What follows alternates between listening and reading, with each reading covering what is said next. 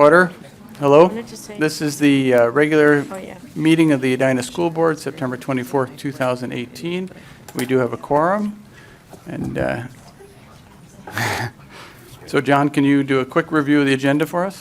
Sure. Well, you'll be approving some minutes from past meetings. We've had a few work sessions. One work session last week was related to assessment and had Dr. Michael Rodriguez from the University of Minnesota here talking about assessment and its purpose in a school system. We have some personnel recommendations on the consent, and that's all related to contracts. There's also some agreements and student travel. Tonight, we're going to have a presentation by our Early Learning Center to talk about. Leah and Lisa are here, and Val are here to talk about the Early Learning Center program. I'll give a quick update on strategic planning, and then you have some discussions. Margot is here also to present the tax levy for 2018 payable 2019, and that should do it. Great. Yeah, I think the employee contracts on the other side for approval and policies, so. All right. Thank you, sir. All right. First on the agenda is approval of the minutes. Can I get a motion to approve the August 13th special and closed meeting, the August 13th regular meeting, the August 21st work session, the August 23rd work session, and the September 17th work session? So moved. Second. Are there any changes to the minutes? All those in favor of approving the minutes of the meetings I just read off, say aye. Aye. Any opposed? Motion carried. Next, we have hearings from members of the audience. Every 7 o'clock meeting, we do welcome input from the community. Each person is allocated 3 minutes to make a presentation or make comments to the board. Typically, the board does not respond to comments or questions raised at the 7 o'clock. We do have a 6:30 that many of you were here for, and that's the opportunity for more of an exchange of questions, answers, discussion. We do ask that you don't make any comments about individuals. If you have a concern about a particular individual of the district, that should be directed to the superintendent. And with that, the first person we have is Wayne Wenger. Welcome. Thank you. Come on up and grab a microphone or sit in front of a microphone. I'm Wayne Wenger. While I am involved with the Republican Party, I am not here under that auspice. I'm here for myself. I was very pleased to see the policy presented 103 that included political orientation as a protected class. When I looked at the minutes for this meeting, you're going to be talking about it later, I saw that political orientation was crossed off on that, and I'm concerned about that. We've got enough division in our community on the left and on the right, certainly in the middle of a campaign, and we need to reduce that level down in our schools. I think if we have this included, it will help reduce this. It's, to me, an element of free speech. If you have a student walking the halls with an All for All t-shirt, or if you have a student walking the halls with the Make America Great Again t-shirt, which they should be able to do, nobody pays any attention to it. They just ignore it and go about their business. That's the intention of this policy. I would ask you to keep it in and retain it, because I think it's a step to lowering the tensions and disagreements in our group. Thank you very much. Thank you. Next, we have someone who hasn't been here for a while, Nicole Danielson. Welcome back. I'm a parent of 2 kids at Countryside Elementary School in 1st and 3rd grade again. I'm here today as a concerned parent for my own child as well as for other children in Edina Public Schools. During my son's kindergarten and 1st grade years, his teachers told us that he wasn't reading quite as they'd expect, but that he was meeting grade level benchmarks, and neither of them thought he was dyslexic. Meanwhile, our son would ask us why math was so easy and reading so hard. His teacher described his reading as a mystery because he was reading some difficult words but missing common sight words that should have been mastered. Later, we came to find out he wasn't reading those difficult words. He was guessing them based on context and a strong vocabulary. We have a family history of dyslexia, and knowing there's a strong genetic component, decided to have him assessed last summer at Groves. We wanted to solve the mystery. As we suspected, he is dyslexic. Throughout that summer and last school year, our son went to private Orton Gillingham tutoring. After just a couple sessions, he told us that it felt like the method actually taught him to read. Those are strong words from an 8-year-old. After receiving his diagnosis, I immediately brought it to the school's attention, assuming everyone would rally around and tell me how Countryside would use this information to better understand what methodologies would work when teaching Oliver to read. After all, aren't we a district that touts personalized learning? Instead, I was told Oliver would be sent to the problem-solving team. In mid-October, and now 6 weeks of the school year had gone by, we were told that the group decided Oliver was doing great and that no additional interventions were necessary. Personally, we believe that was due to the private tutoring he received, not because of in-class curriculum. In November, we were able to get him on a 504 plan, at our request that states he gets some accommodations like additional time for testing and not being required to read aloud, but he receives no assistance with reading outside of the general curriculum. I am so glad we didn't follow the school's advice to try harder and wait. We were told he couldn't even be tested for dyslexia until 3rd grade. I now know that if a child is not reading at grade level by the start of 3rd grade, there's only a 25% chance they will ever catch up and read at grade level during their entire school career. Those experiences are what led me to our path here today. In some ways, I feel fortunate. We had an awareness that our child might have dyslexia. We had the means to get him tested and are able to prioritize the time and money to get him the tutoring that he needs and that actually teaches him to read. I'm very concerned that there are a significant number of students for whom that is not the case, and what is the significance of that? Thank you. Thank you. Thank you. Next, we have Sue Punch. Welcome. Sorry about the going out of protocol. I didn't Oh, know no. the process. We're Here we're I am. we're still learning the process ourselves, so don't worry. Thank you, thank you. So I have an experience, I have twin boys that are now in 9th grade, both at the Edina High School, which we're thrilled about. But we had a rough path with one of the kids going through the kindergarten, 1st and 2nd at Highlands, and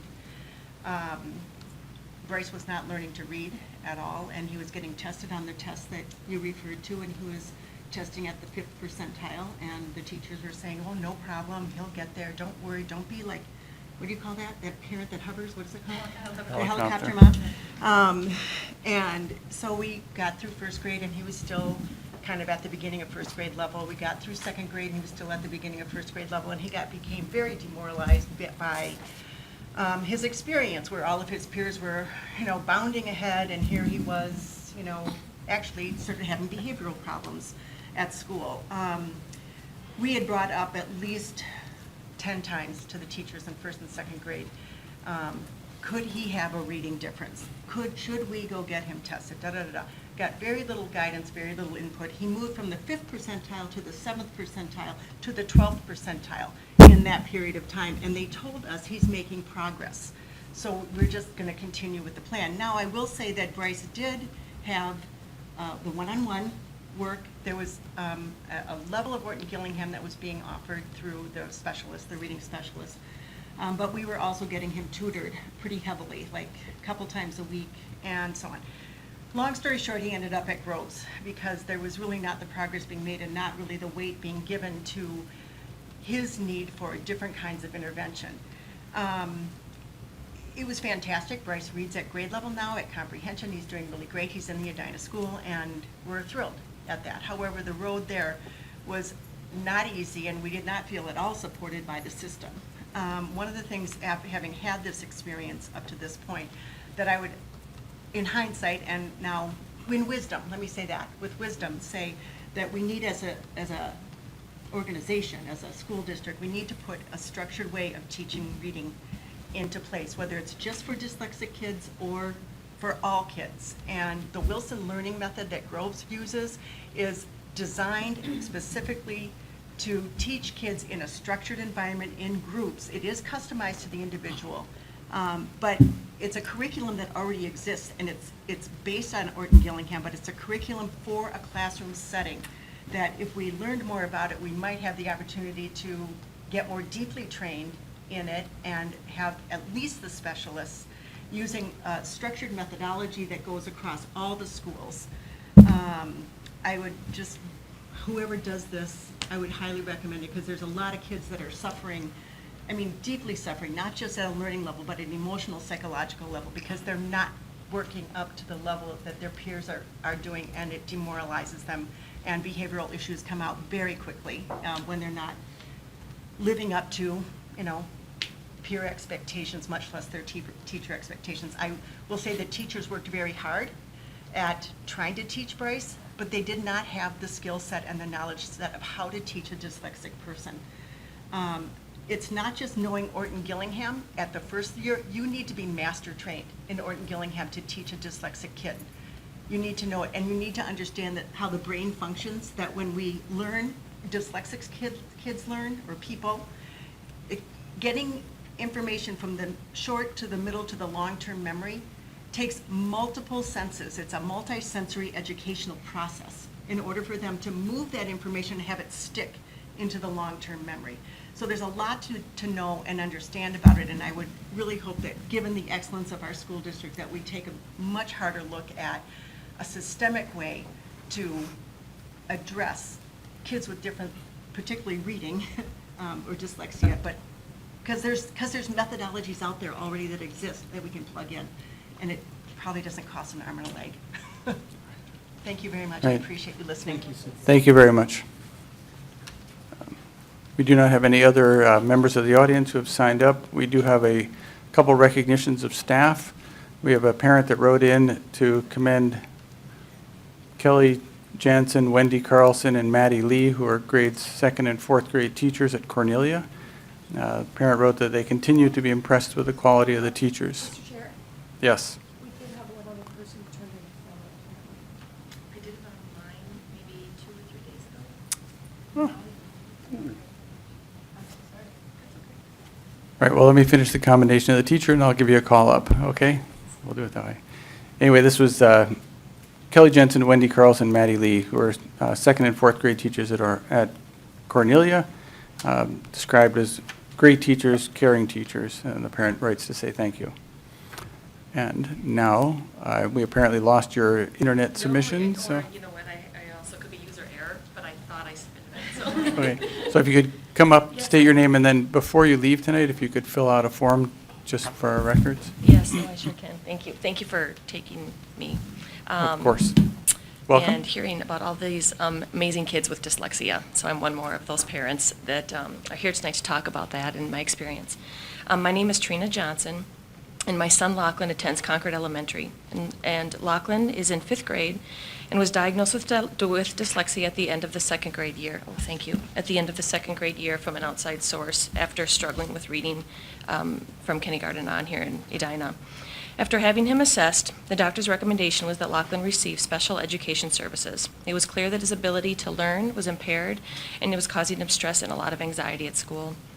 And yet the doctor also told us that his IQ test results were very high and that he was actually somewhat gifted. Something she added was very common for people with dyslexia. In response to this disparity between school results and his innate abilities, we have tried to help Lachlan in a couple of ways. First, he sees a private school, sorry, I forgot my cheaters.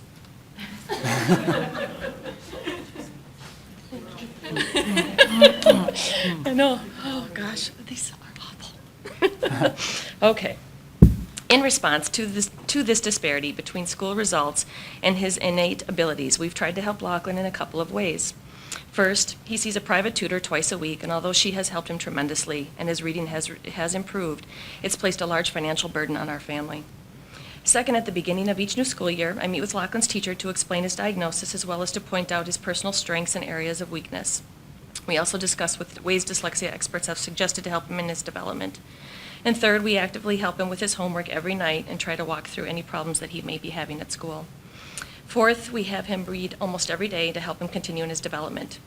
And despite these efforts, Lachlan has continued to test either or slightly below grade level, and we were told he doesn't qualify for any additional help at school. Adding to this problem, we were concerned that this may be beginning to impact Lachlan's self-esteem and engagement with school. To highlight this, I'd like to share a recent experience that he shared with us. A few weeks ago, I asked Lachlan to draw a picture, for I carry a binder around with Lachlan's information with his school progress and things like that to go over with the teachers. He drew a beautiful tree for the cover of it, And while it was a nice drawing, it struck me as odd that he chose to draw a tree over his typical Star Wars battle scenes. And I asked why he chose that. He then explained to me, I quote, "Mom, it's a picture of how I feel about school this year. The top of the tree are where the Plash or the gifted kids are. They come back to the classroom talking about their movies and their games that they get because they work so hard. The roots at the bottom of the tree are the special needs kids who come back to the classroom as well, talking about their movies and their games that they get to do because they've worked so hard. I feel like I'm in the middle of this tree working very hard and no one is helping me to get to the top. I just want a teacher to help me grow." Sorry. Lachlan, at this very early age, still wants to exceed and develop. My fear is that over time, without the right tools and resources, this may permanently affect his self-esteem and engagement with school. When you include all the other students in the Edina school system with dyslexia, it would be an incredible waste of talent and abilities for our community to not help them. Dyslexic kids have tremendous potential, and we need to help our teachers and school system address the different ways that they can learn and grow. Thank you for your time, and I would like to see resources dedicated to helping our students with dyslexia to grow in the Edina School District. Thank you. Thank you very much. Lenny, can I say something really fast?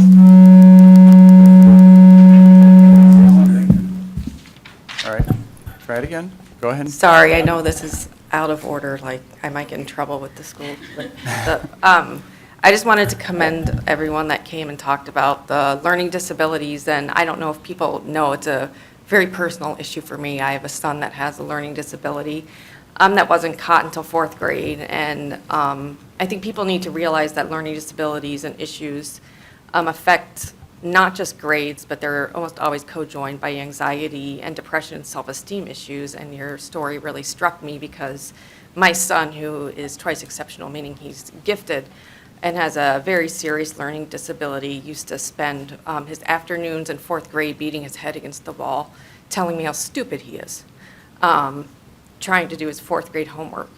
And so I understand the sense of urgency you feel to get help for your kiddos.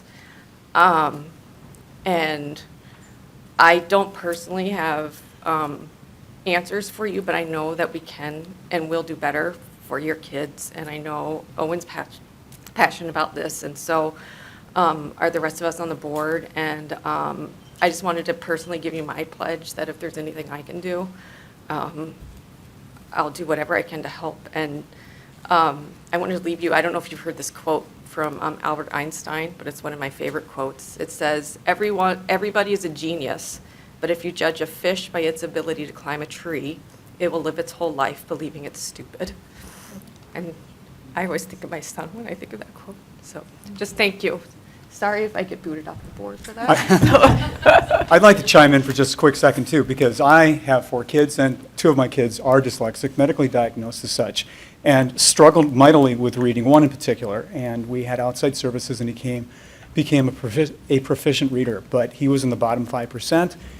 And I'm excited that we are really making positive strides to move past, as Jeff said, this wait-to-fail model, which has been a big problem across the country with many school districts. And I just applaud all of you for coming and just raising awareness with us. So thank you very much. Again, thank you very much.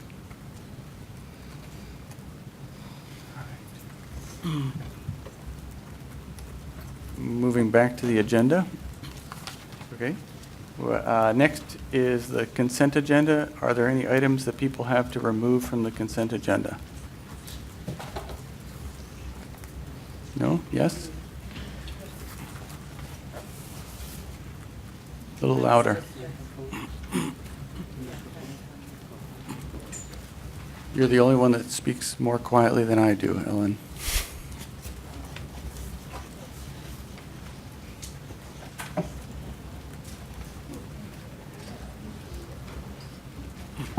Yes, I'd like to take the biology students to Ecuador off the consent agenda. Okay, that's removed from the consent agenda. Anything else?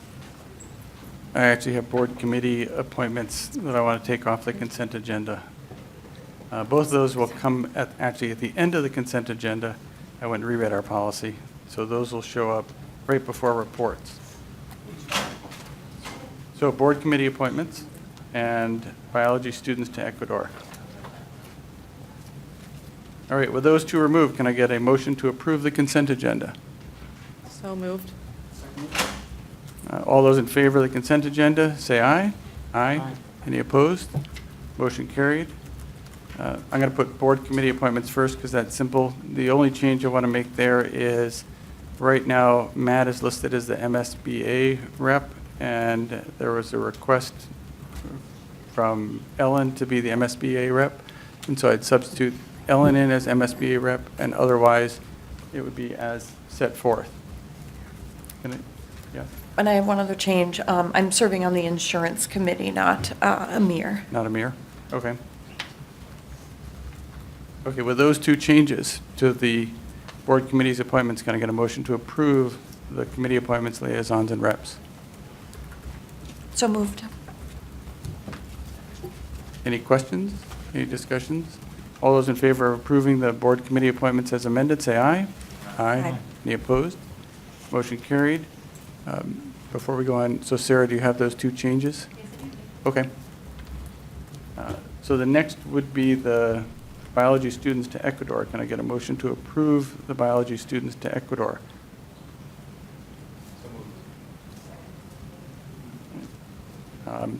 Did you want a presentation on it, or? I mean, did you have questions about it? You were looking for, just tell me where you want to go on this. I'd like board discussion. Okay. And the reason is the cost of the experience, which is $5,283 per student. And I am concerned that that is more than what most families can afford. And so it adds a element of burden to just think that your kid could even consider this. So I know that our policy does not have any caps on, absolute caps on cost. And I also know that we're going to be talking about our travel policy possibly at a later date. But I kind of wanted to just ask the board what they, if other people had a similar reaction to this. I've expressed concern for years that many of our trips are getting excessively expensive, and it excludes a great percentage of the kids who just cannot access it. And I'm concerned that we suddenly have more trips coming to the board. These come through Teaching and Learning Committee. And I think that, you know, if, I don't want to get us totally off topic, but I do think we need to talk as a district. What do we believe about travel? And we started to talk about this, Lenny, when Regina and Lisa and I served on Teaching and Learning. And, you know, traditionally, it's generally been the music groups and sports teams, but now it seems to be growing and expanding into other areas. The costs are going up. And I think we need to say as a district, what do we believe about these travel experiences? How do we make them equitable? I know we're trying to talk about fundraising, but trying to raise $5,200 is not really realistic. And, you know, are there trips, like if we believe, say, we want every kid to have one experience, then what is our way of giving all kids access to that? You know, if, say, it was the 9th grade government trip to DC, well, maybe we have a plan starting in 1st grade, fundraising that could be kept in an account for them for 8 years to work up to that, because I think we do exclude kids, and so then you have the kids who can do this and the kids that can't. And, you know, we were just talking at our last committee meeting about a proposed trip that's not on our list yet, but to a foreign country for U.S. history. And, you know, my instant reaction was, oh, you know, so how can we have more trips that kids can access that are much less expensive, that don't include foreign travel, that give kids an opportunity to have these experiences? Because I understand that they're great, they could be great experiences, but if equity is important to us, we need to remember financial equity as well.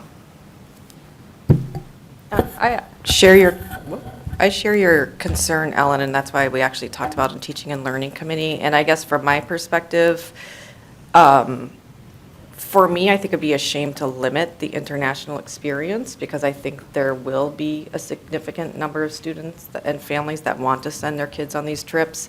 What can we do in addition to this to make sure that there are field studies and biology and science things that are more accessible to other students?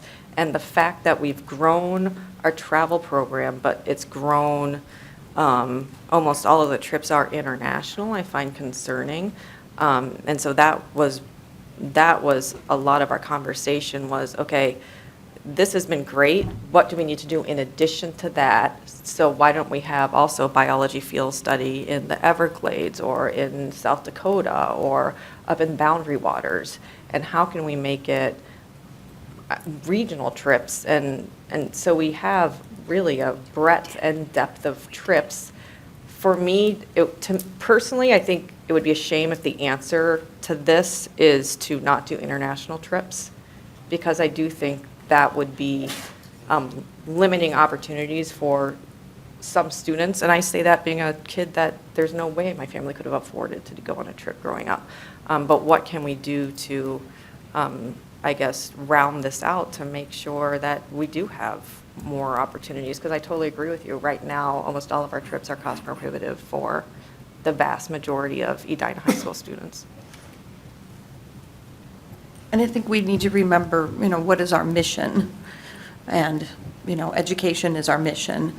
And not that trips can't have education in them, but it's not our first priority. So I just think it's a bigger discussion I think the board needs to have. I just want to second your idea about starting early for trips we know we're going to take and that we value, the DC trip in particular, but maybe we don't even decide, maybe it's a student travel account, so that we're not doing it with months' notice, but perhaps years. I don't know the logistics or the financial feasibility of that sort of counting. I don't know what kind of staff hours it would take, but it strikes me as an exciting proposal. And I want to second your idea, too, of not looking at the wariness around the expense of international travel as reason to just shut it down, but to build more, not on some sort of a ratio or quota system, but just what do we have that's local and affordable? What do we have that's national and reasonable? What do we have that's international and like just amazing, the kind of things most people would never do otherwise, the Galapagos Islands. I mean, it's amazing, but it shouldn't be the only way that we leave district grounds to explore biology. So, and I also have a question about this. When we say that scholarships are available, I'm wondering, is there a pot of money, that the district has that it gives out for field trips? Or how does this work? So thank you for your question. The scholarship component around student travel is specific to the experience. And so at the elementary level, when we have students engaging in learning outside of the building, what we would consider a field trip, oftentimes those are supported through PTO funds or donations to a building or to a program. At the secondary level, the same thing would be true for what we would consider like a curricular day trip. For example, if students are going down to the state capitol, we often have PTO funding available to us, as well as donations from groups of people, and sometimes parents are kind enough to donate money for those who can't afford it. In terms of our national and international travel, scholarships are unique to each of those specific experiences. We are working with some of our travel partners to create scholarship resources by perhaps, if I think about an example would be where they recommend and fund us chaperones at the rate of one chaperone for every 6 students. We don't necessarily need to have that level of chaperoning because our kids are awesome. And so the policy, our board policy says 1 to 12. So we will take some of the resources that the company will give back to us, and we build scholarship availability based on that. And those are need-based scholarships. We do have a process in place and a rubric that we use for evaluating need, and we try to fulfill as many of those as we possibly can. We also know through some of our booster organizations that they provide scholarship dollars as well to specific groups like band and orchestra.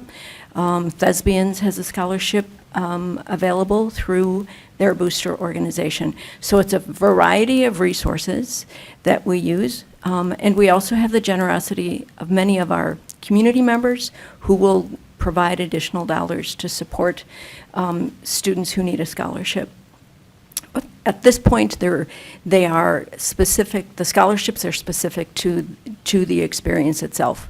So we try to be as creative and as flexible as possible in providing that. That said, we are also seeking partnerships with organizations. We are in conversation with one organization right now who they're very interested in supporting global competence and the growth of that in our students to align with our educational competencies, and also are very interested and impressed with our work around developing courses that are grounded in a travel-based experience. So it's not a trip, but it's an actual course with pre-travel learning tied to standards and educational competencies, during travel learning tied to educational competencies and standards, and then a post-travel demonstration of that learning that is tied to standards and educational competencies. So we have resources in the community really interested in the work that we're doing, and we are in conversation about how we might partner to support growth in the program delivery as well as opportunity for all students. Susan, a follow-up question is, how many of the trips have fundraising opportunities? I know some do, and I have a follow-on question to that then too. So all national and international experiences, so anything that is extended has an overnight experience. Policy requires that there is a fundraising plan as part of the initial application. What I'm finding over the last few years, our coordinators are working hard to be as creative as possible and provide as many opportunities as they can for participating students. Some students participate in the fundraising, some opt not to. It's not required. Okay, and then thank you. The follow-up question to that is, and this might be something more for a general meeting that we might have about this, but have we done rigorous calibration to this to academic outcomes? I mean, anecdotally, it would seem like many of these trips are very educational. Do we have any metrics on that? And again, this might be something we want to talk about at another meeting, but just to raise the topic. I really appreciate that question. You're right. The evidence we have at this point in time is mainly anecdotal. It's powerful. Those board members who attended the Fiji Celebration of Learning saw clear evidence of that in that presentation. I do think it would be wise to look at metrics that could measure the growth, the learning, and tie it back to standards. At this point in time, we don't have that identified. I'd also remind the board that our first pilot of a travel-based learning experience where we did embed standards was last spring. We had 2 of those. So Which were they? China and then Fiji. Those were the 2 that were approved last spring. Thank you. You're welcome. So I have a couple of questions and then some comments. You said that the policy provides for 1 in 12 ratio. This looks like it's 1 in 5. Is there a reason why there are so many more adults or chaperones going along on this particular trip? Which So travel we're on the Ecuador- experience? The Ecuador. It looks like there's up to 20 students, and I see 2 biology teachers and then 2 additional licensed staff. So are these people who are going on their own payment? So the question is legitimate. That company that we're working with provides opportunity for up to 4. We, at this point, have identified 2 chaperones, both are science teachers at the high school, and then a third will be our administrative designee, which is required by policy. There has not been a 4th chaperone identified at this time. The 2 teachers and the staff person is covered in the fees that the kids pay, is that correct? Correct. And then what's the status of this request? In other words, has money already been put forward on it? Where are we at in the process? Last spring, the notice of intent to travel was provided to the Teaching and Learning Committee at, I believe it was a March or February meeting, so met the guideline for that notification per policy. The planning at that time was initiated, and we had more than 20 students actually very interested in this opportunity, and we have 20 registered to participate. All right. Go ahead. I was just going to say, because the policy was going to come up tonight, and I had a question regarding the policy, and since we're talking about it, as we've dug into this policy, and there's been little things that I've been looking at. So one of my questions last time was, the scholarship said it came from various things that had been mentioned by Susan, but also it said, and fees. And I wanted to know where those fees were coming from. So, because in the end, if I'm going to pay as a parent for a trip, I'm starting to want to understand a little bit more about how we come to the $5,000, the $2,000, how much is fees, how much is offsetting staff to go. I mean, there are details that I think should be a little bit better understood when we're looking at these trips and the costs, because, this is offset by 20 kids. That's not very much. So those fees are really significant to cover the costs of the staff, whereas a band trip may have, 200 kids on it. And so there's a lot more kids to offset things, plus typically parent chaperones pay for themselves. So I think there's some deeper understanding that would behoove the board to understand, so that we really can get our heads around where all these costs are coming from for our kids. Because I want to make sure that we're making good decisions that are equitable across the board. So I will say that I was part of the discussion earlier. I think that we had a trip where the price exceeded $3,000, and we all sat and kind of wondered, should there be a limit at some point? And then we never addressed it. And I appreciate Ellen's comment that maybe we should have a limit, but I kind of look at this and go, there are educational learning opportunities through these programs which we believe, or someone believes, are important. So it would seem to me, and I know, Amira, you used the word quota, and maybe I'm about to go against that, but I think maybe if there are important things for students to learn in a trip like this, then if you're going to have a trip like this, you have to offer a less expensive trip that meets those same learning opportunities so that everybody gets a chance at it. They may not get Ecuador, they might get Boundary Waters, Everglades, or whatever it is.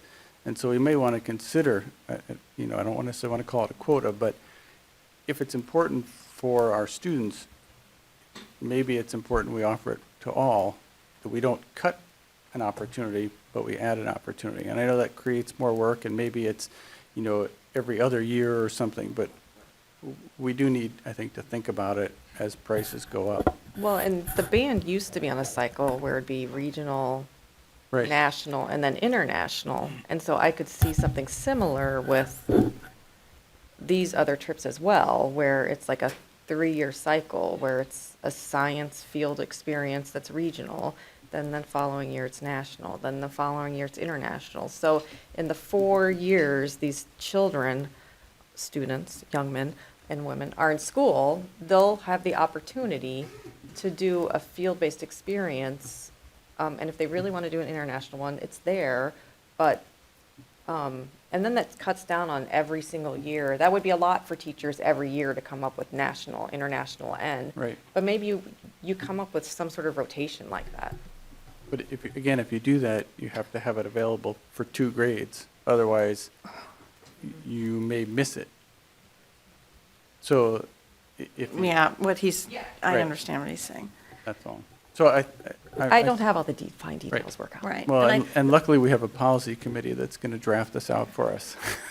And again, I just say we need to remember mission, where our resources are going. As we just heard tonight, our resources are strapped, and that's for kids with dyslexia.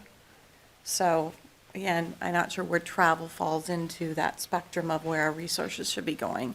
So that's why I want a deeper dive into all of this before we make quotas or make suggestions of local, plus those kids who can go international. I want us to really think about this and where our resources are going, because it does. It takes Susan time to do this. I mean, she's kind of spearheaded just trying to rein this in over the last, 3 years?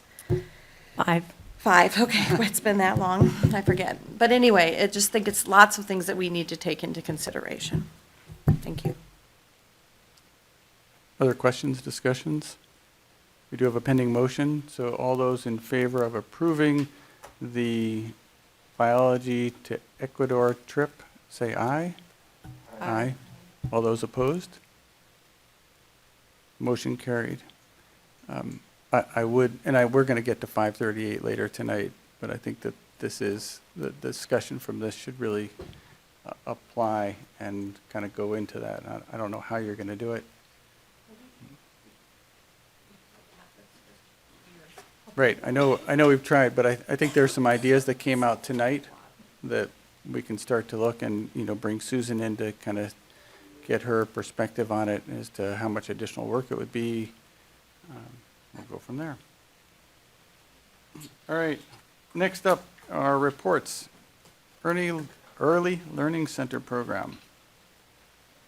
Welcome. This is a report to just inform the board what's happening in the Early Learning Center. On occasion, it's really helpful to hear. You're going to hear that you're going to hear that when we start talking about our budget related to elementaries and secondary. So this is not necessarily a budget discussion, but it's really what's happening down the Early Learning Center. And then they have a short presentation, and then I'll give you the opportunity to ask questions about the program. So I turn these over to Val. Certainly. Okay. Good evening, members of the board, Superintendent Schultz, colleagues, and community members. It's my pleasure to be here tonight to introduce our 2 Early Learning Center coordinators. Leah Bird is our Community Education Services Early Learning Center coordinator, and Lisa Hawthorne is the Early Childhood Special Education coordinator.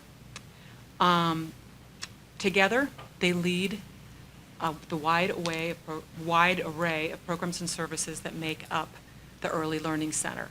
We serve babies, we serve families, we serve 1-year-olds, robust 2-year-old program, of course our preschool program, and we do it in a comprehensive and integrated model. Just a very quick piece of background for you. It was merely 4 years ago that those of us in early education embarked on a journey together. We formed a core planning team along with WOLD, staff from the Family Center then, again, Early Childhood Special Education, myself, and community members to reimagine the first floor of this building, the Edina Community Center. We were asked to not only knock down walls and create expanded spaces, we were asked to knock down barriers that got in the way of delivering a seamless program model. These 2 coordinators in a very short period of time are doing just that. Lisa and Leah will present their overview, their celebrations, and their goals to you this evening, and then we'll all be available to answer questions. So thank you. Well, hi. Thank you for having us. It's nice to see many of you again. Our celebrity name is Sheila, so that's all the letters in our name. Thank you, Mr. Jorgensen. We're excited to have an opportunity to come here and share a little bit about the Early Learning Center, which is right downstairs, as Val said, on the first floor. And it's really nice to see that some of you have even had children that have attended or currently do attend our school. So thanks for the opportunity to share a little bit about our school with you. So just to give you, and John, you have the clicker. I'm supposed to tell you. Next slide. I'm driving. It's not listening to me, though. All right. Oh, there we go. So just to share a little bit with you about our school, we have approximately 600 students. We have a staff of 80 people that work downstairs on the first floor within our school. We serve babies, brand new, all the way through kindergarten age 5, and then we have adult learners as well that come to our school. And to share just a little bit about the demographics, the Early Learning Center is 39% racially diverse. We serve 21 plus languages in our school, and we have 20% of our kids that participate in special education in some capacity downstairs. And then the last thing to share, one of the pieces about our school that makes it a little bit different than other schools is that we have different models of classes. So we have some kids that come to school only 1 day a week and some that come 5 days a week. And we have some kids that come to school for 1 hour a day and some that come to school for 5 hours a day. So there's a gamut of different amount of times of when kids are there and when they're not there. So share those demographics with you. So when Leah and I came together in August and we were talking about this board presentation, I was really grateful that we weren't talking to you last year at this time because we were up to our necks in boxes and trying to find our toys and our tables and things like that. And so in a year, we have pulled together a staff of 80 people that did very different jobs and have created a really fantastic educational environment. Our staff work together in teams. We have a Birth to Two team that supports general education, parent education, home visiting through an early intervention model. And we have really comprehensive 3 to 4 preschool teams that include, once again, parent educators, special educators, speech pathologists, licensed teachers. And the licensed part of that for our early ed teachers is a big celebration for us this year. We've seen increased enrollment. We've expanded our 3-year-old program. We've expanded into the all-day realm of pre-K. We have 2 sections this year. And we've increased our parent educator classes, 7 classes, and didn't have to cancel any baby classes this year. So people are really involved. I think one of our greatest celebrations that we have aligned our staff development teams, our equity teams, our personal learning communities, really to enhance our staff development so we can better impact the kids that we service together. And it's very collaborative. The other thing that I think we feel really proud about, last spring we were awarded the Pyramid Model Innovation Grant through the Minnesota Department of Education, and that was an award of about $60,000 to help our staff over the next 5 years look at a strategic framework for supporting social emotional development for our youngest learners, and we know that really impacts academic success. Anything else, Leah? No, that's great. So some of the goals we have moving forward. Want to talk about our goals? Yeah, so just to share a little bit with you, I mean, there are so many celebrations downstairs, but in a growth mindset and continuous improvement, we also have goals. So to share a couple of our goals, we have a continued goal to align with district initiatives, which includes the safety work that the district is doing in buildings, personalized learning, PLC work, our staff participate in PLCs like Sarah, or like Lisa said, and then equity work as well. We've done a lot of work as a large cohort of 46 teachers really talking about how are we an equity-based school. And so just to continue on that front. And then another interesting thing that we're working on is just expanding our community outreach to connect with more of our families are out there who may not have access to our programs at the ELC. And we really want to build positive relationships with our partners out in the community. So the idea of really trying to bridge that a little bit more so that when a family lives in Edina, kindergarten might not necessarily be their first experience with the public schools, but rather we at the Early Learning Center really want to make that connection and really bridge with our families in the community. And over the next 5 years through our Pyramid Model Innovation Grant, we will be training all of our staff, our home visitors, our family educators, our teachers, our classroom assistants, and our office staff to work on highly engaging relationships and high-quality environments, and looking really strategic at the intervention that we use for social emotional development. And we are focusing this year on our English language learning population. Like Leah said, we work with kids that speak 21 different languages, and we are working with both Gwen and Susan Tennyson to incorporate early learning WIDA standards into our early learning facility to support those learners as they go through our program and then into kindergarten. So the WIDA, the EL, English Language Learning Standards. Yeah. Yeah, Yeah. it is. I'm sorry, Sarah. I think one of the wonderful things that we do every morning, Leah greets kids as they come in, and I've joined her this year in doing so. So we see every family that walks in the door, and so we extend an invitation for you to come some mornings. We stand there at 8:45 to 9:15, and just to see the diverse faces of our learners come through the doors every day. You might get a hug. It's a really great way to start the day. You will definitely have a conversation about a backpack. We see a lot of, Mike got a backpack today. Yeah, it's great. So any questions for us? I do. I have heard that early childhood education can do a lot to close the achievement gap. Any thoughts, comments on that? Does that come to your attention very often? Yeah, it comes to our attention frequently, and I think that we take the early intervention and the early learning business very seriously. We try to make connections with families who are not involved with the Early Learning Center. We reach out to our preschools and community daycares as well. We have a pretty robust home visiting program as well as a family ed, parent ed program. Our staff have looked at the early indicators of progress established by the Minnesota Department of Ed. We've broken those down as teams into power standards, and we take data to measure literacy, math, and social emotional success. It's great to hear. I got to tell you that what you all do is have provided me with some of my most cherished memories of the Edina Public Schools. I took my kids to your program for 6 years with the dad's class. Yeah. And we talked about the wives 1/3 of the time, but I've heard you don't have it anymore. We don't only due to low enrollment. We'd Oh, love to start bummer. it again. So if you want to help with some marketing. Oh, Yeah. I'd be happy. Yeah. This is a common sentiment that we hear, and I hear all the time from families that have participated in some version of ECFE. I went into it, I didn't really know what this parenting thing was, and I have lifelong friends.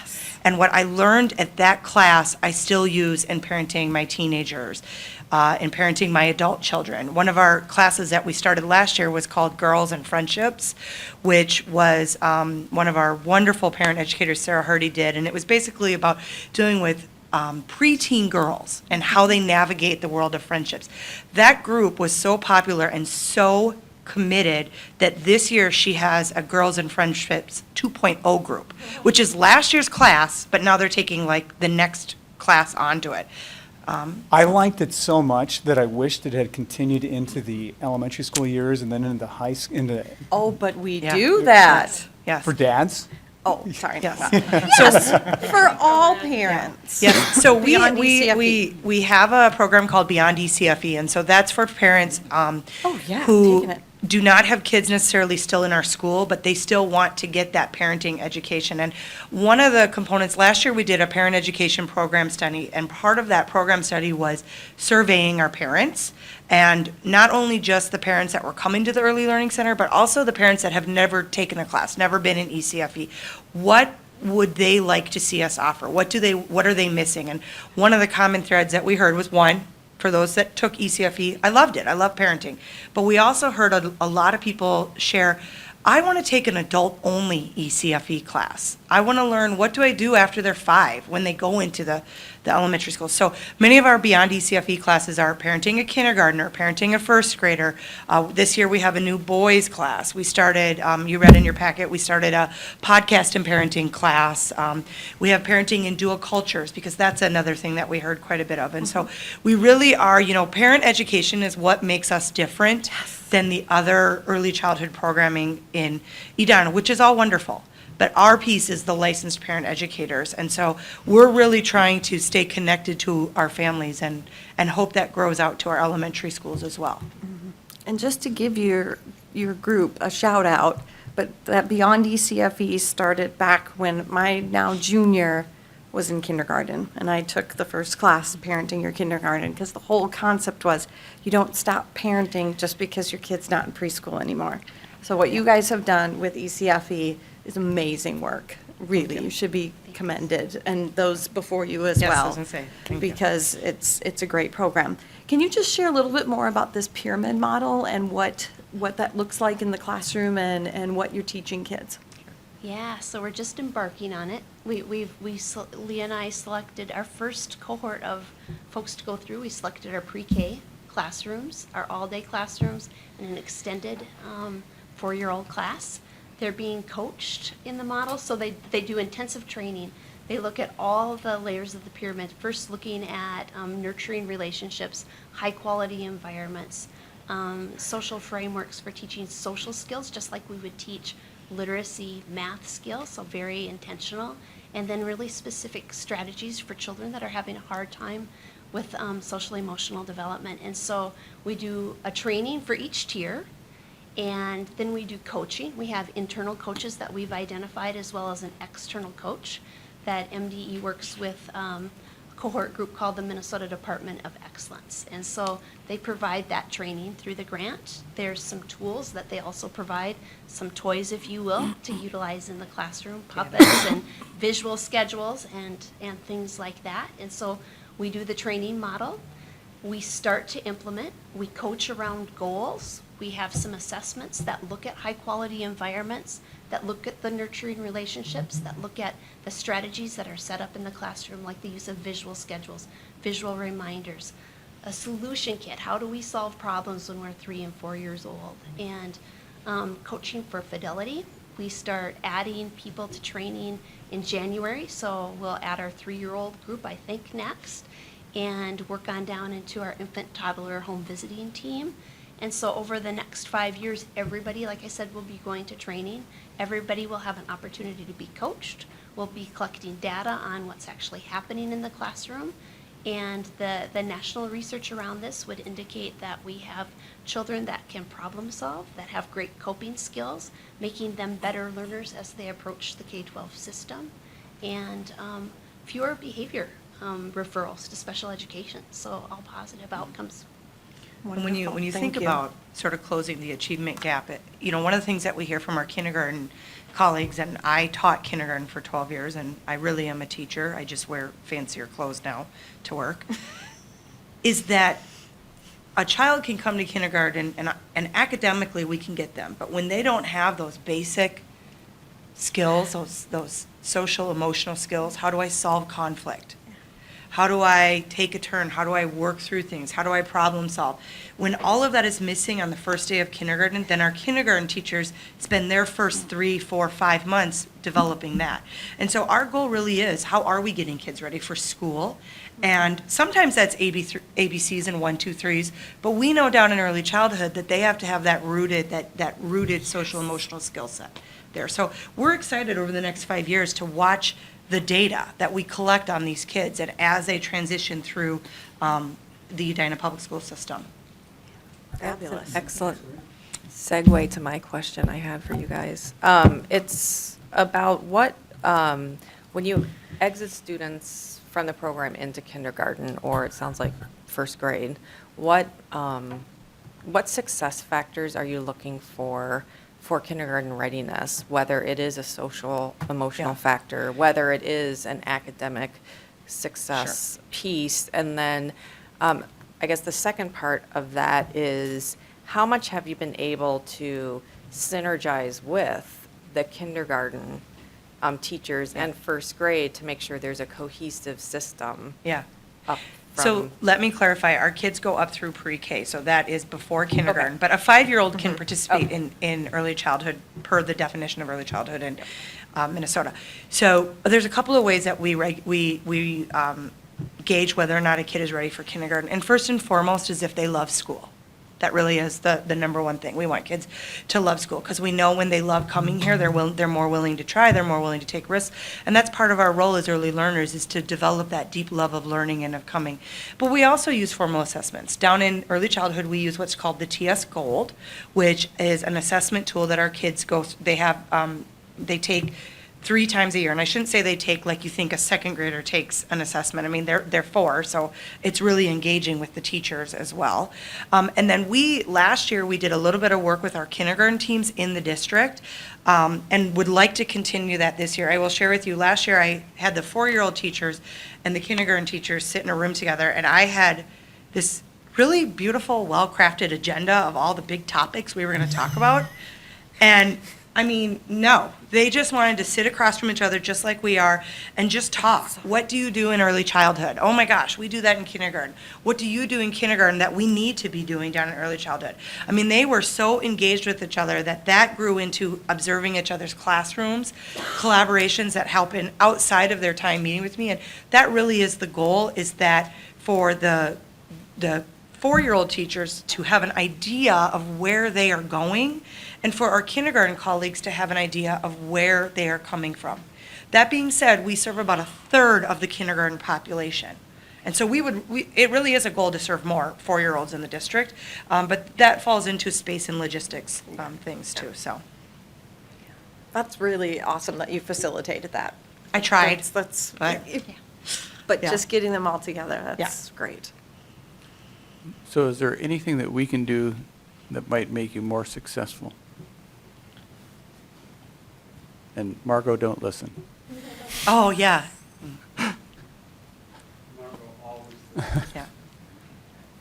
Well, I think, first and foremost, the opportunity to come here and share with you is really gratifying for both of us, because oftentimes early childhood is not seen as part of a district, or maybe not seen as seen as its own separate entity. And we work really, really hard to be part of the school district. And we tell our families that. And when I give tours, that is the number one thing people want to know. And they like to hear that this is an Edina school. It's in an Edina school. They get a kick out of the fact that John works directly above us. I mean, they do, yeah. I tour your office. So that support there in and of itself, and as Lisa stated, the Early Learning Center is open to any of you to come down, whether you want to sit and welcome families with us, or if you want a tour. We give tours every Thursday morning at 10 a.m., and you're always welcome. Yeah, I think we're very fortunate that we are able to meet with this group of people over here and the principals at the elementary building and be part of that cohort, to learn and to talk together and to be supported. They visit us, they talk to us, they ask what our needs are, because they recognize that our youngest learners, educating our youngest learners is really an important business. And so come down, see what we do. I think it's a challenge when we work with kids that maybe have never had a preschool experience, that have just immigrated from a different country, that speak a different language, that may have a special need. Those are challenges that we face every day, and we want to make the entrance into Edina Public Schools a real positive one for all of our families. So come see what we do, and just help us continue to move early education along. We just think it's very important. All right. Thank you very much. Thanks for having us. Thanks for the time. Thank you. Do I turn this off? Thank you, Leah. Thanks, Leah. Next is strategic plan update. So I'll just give a quick update on what's happening in strategic planning. Matt, Sarah, Ellen, and I met this afternoon to really kind of gather up some questions we're going to ask Fred Seaman, who's in town. Actually, I think he's in town right now. But he starts tomorrow and is here through Thursday, meeting with people, and I believe meeting with individual board members. I think one of the topics this afternoon was to talk about how do we communicate what's happening with the planning, what's happening with the project, and we're going to see what Fred has with regards to templates to help us communicate the project plan. So we'll have that, have something in place so that we can monitor what is happening. Right now, Fred is probably meeting probably in the task of project initiation and project coordination, just gathering up information, meeting with a lot of different people. I believe that he's ready to launch it in the couple conversations I've had with him over the last couple weeks.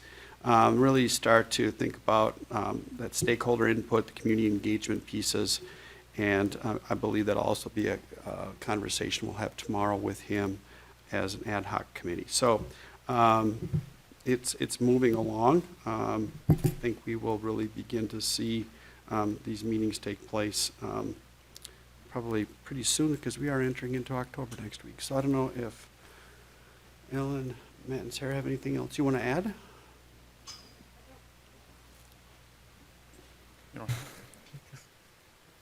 I think we're all just really excited to actually get the process underway.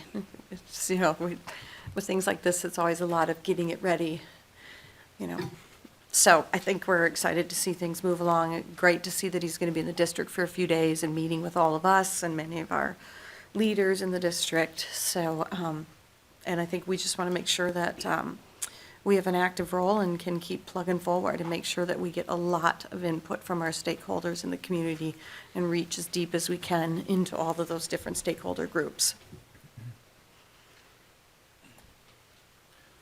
All right.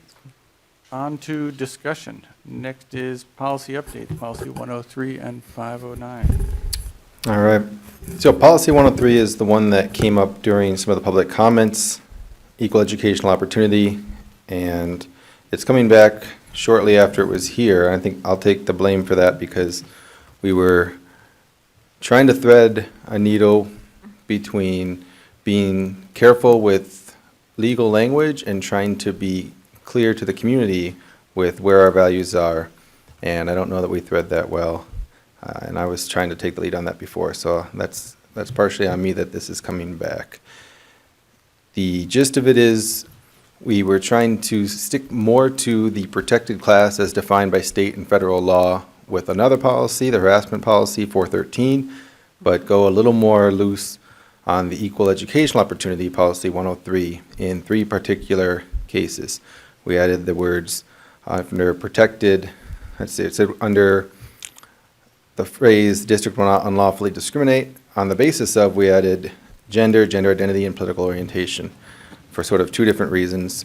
The gender and gender identity under the reason of being clear, because in Minnesota law, those are protected classes under the title sexual orientation, which doesn't quite work with how we term things these days, but it's a protected class nonetheless. We put those in there to be clear.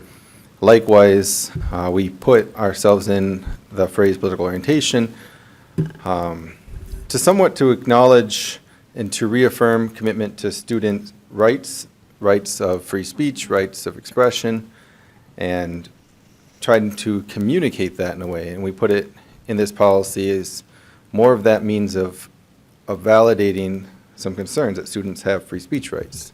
And we mentioned it a bit at that meeting where this was approved, that it's a little outside the norm because these are typically just listed as protected classes, but this wasn't 413, the harassment, and so we felt a little more leeway to do it.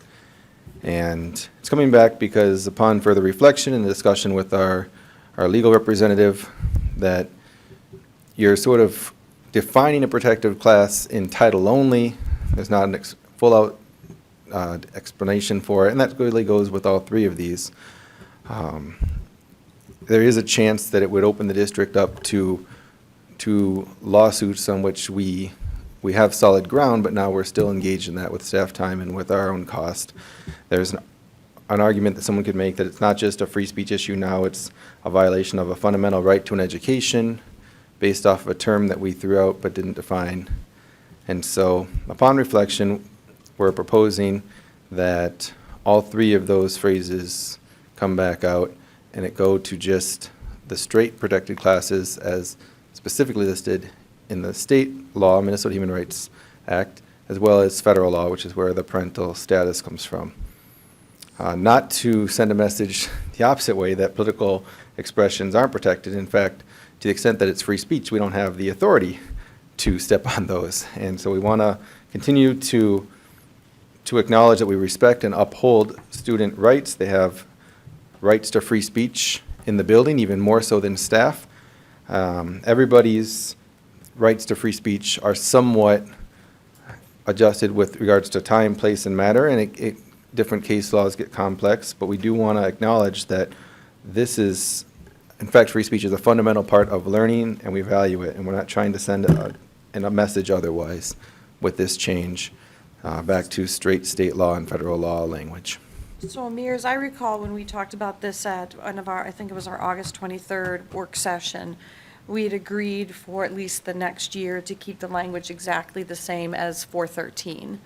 And then, since it's one of our policies that we review on an annual basis, we'll probably look at both of those next year and can fuss with language. But for this year, we're just going to keep it mirrored to 413, correct? That's correct. Okay. All right. So we'll So change that for as- the next meeting. Yeah, so right now. It's only one struck out. Okay, thank you. In the actual text, only one of the 3 additions is struck out, but all 3 Right, from our it's not conversation at the correct work in the session. packet as it is now. All 3 will make that formal the next policy meeting and bring it back with all 3 struck out. And I think we'll bring it back for action because that's Yeah. the plan of discussion here.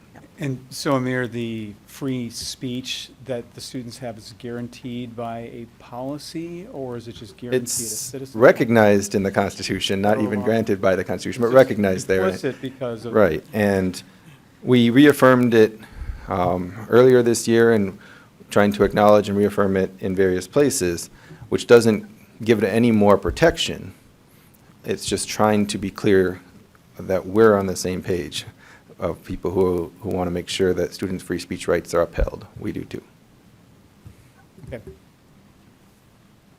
All right, and the other policy was for this discussion month, Resident number enrollment. 509, resident enrollment and assignment.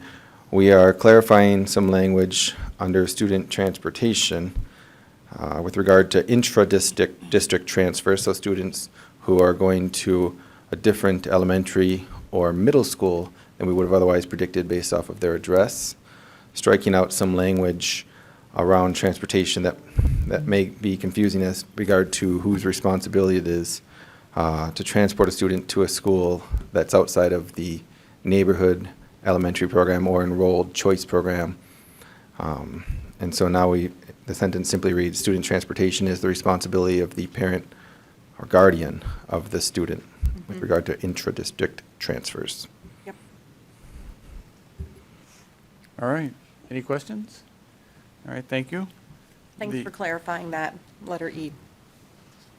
We are on to action items. The first action item is the proposed tax levy. Can I get a motion to approve the proposed tax levy for 2018? So moved as amended, though, correct? Yeah, I think Margot brought in new numbers, updated numbers for the state.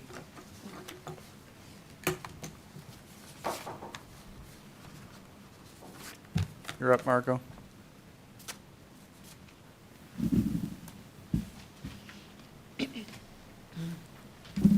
Good evening, Chair Wallen Friedman, Dr. Schultz, and School Board. It's that time of year again. It is tax levy time of year.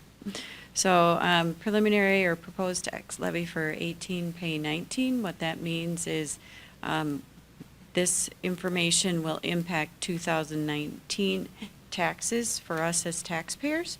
And as the school district, it funds our 1920 school year.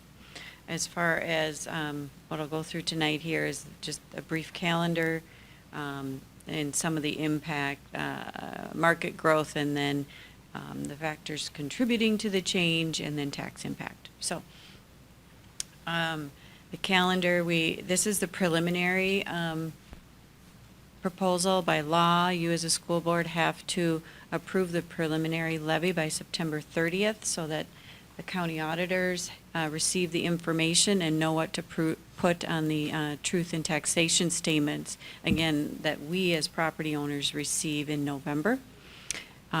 We then certify, you as a board have to certify the final levy in December. There can be no increases over from September, with the exception of if the state that is continuing to make adjustments and double-check formulas, if the state makes a formula change in their data, that would impact us and other districts as well, that could be a factor, or an election like we had last year, which obviously we don't have an election on the ballot this year.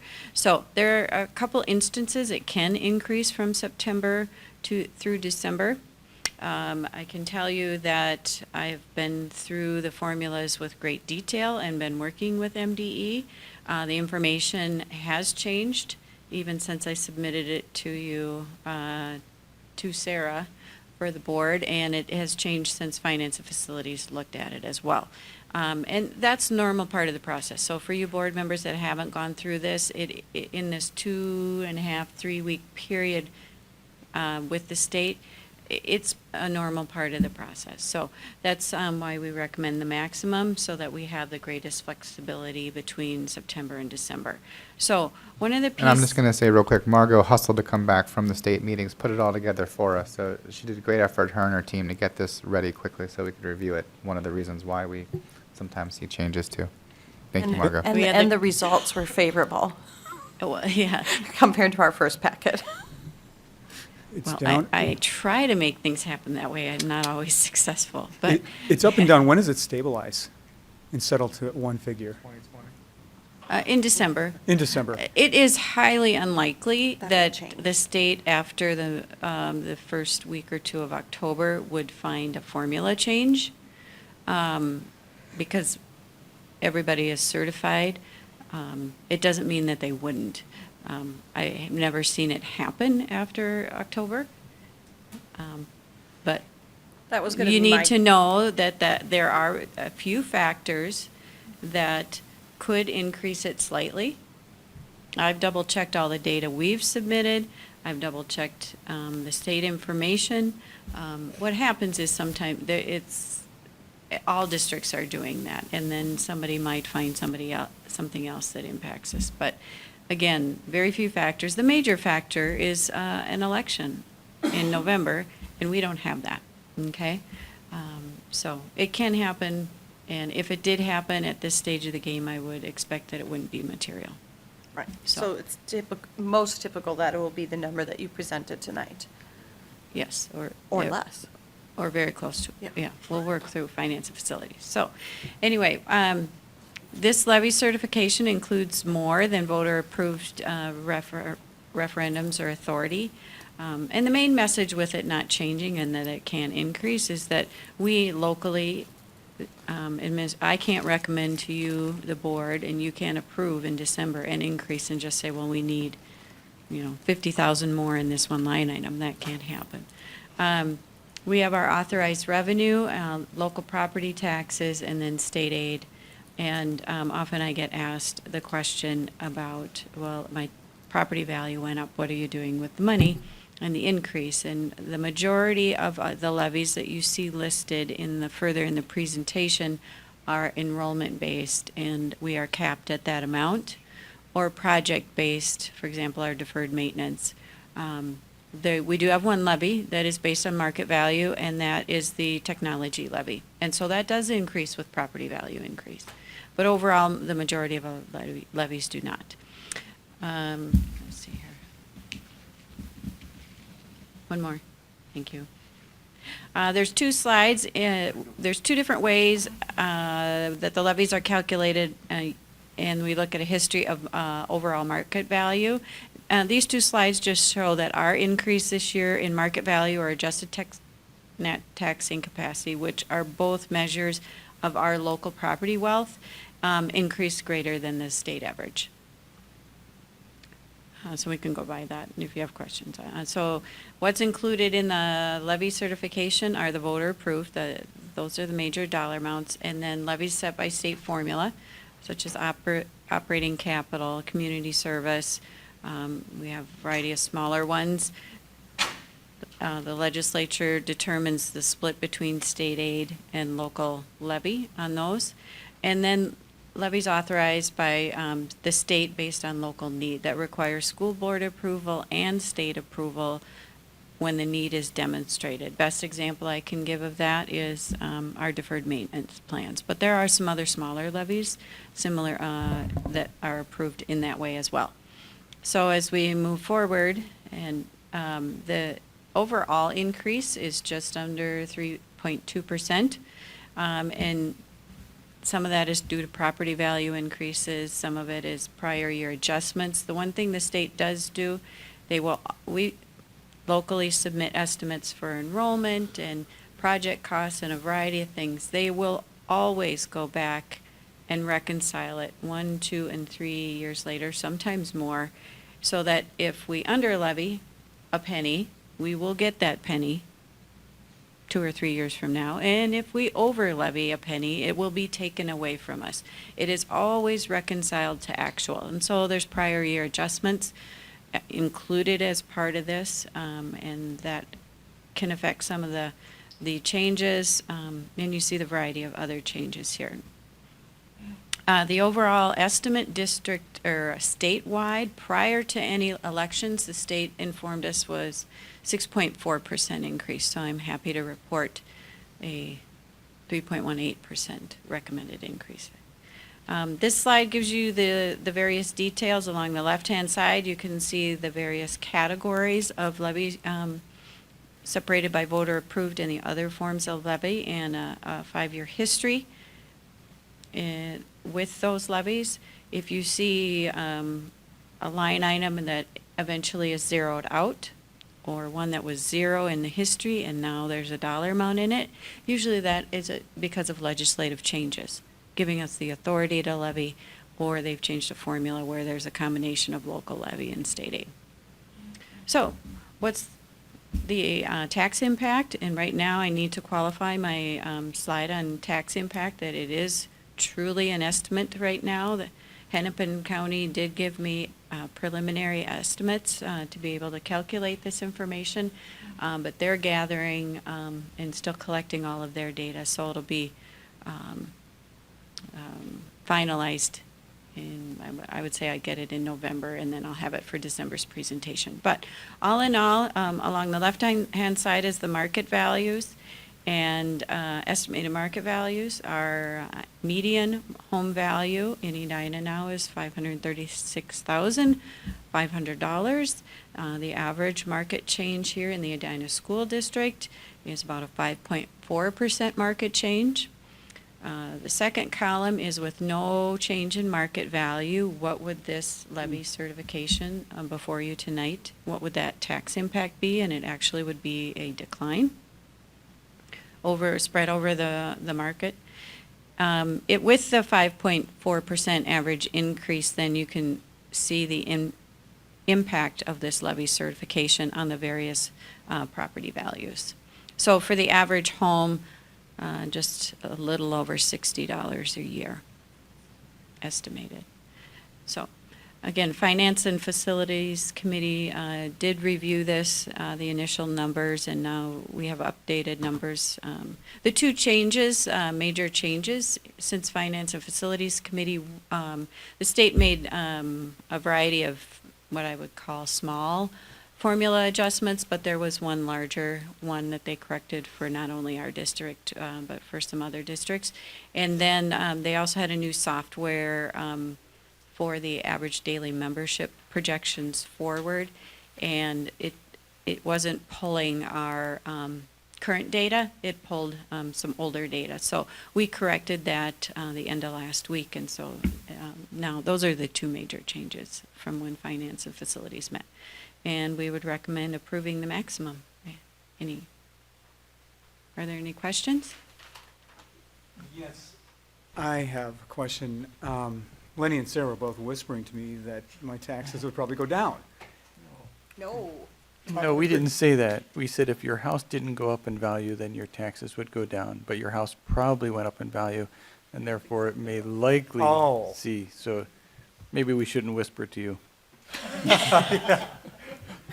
Because of the way the property taxes are spread, when Margaret was saying how most of our things are based on per pupil rather than just increase in market, If your home stays flat, yet the property values overall go up, then you might benefit as a reduction. But typically in Edina, the average person's house tends to go upward.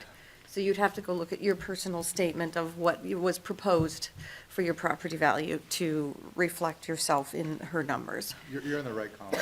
Okay, well, it's interesting because Typically. when I went through the board packet and I encountered this, my reaction was not that of a school board member, it was of a taxpayer. Yes. And I said, ouch.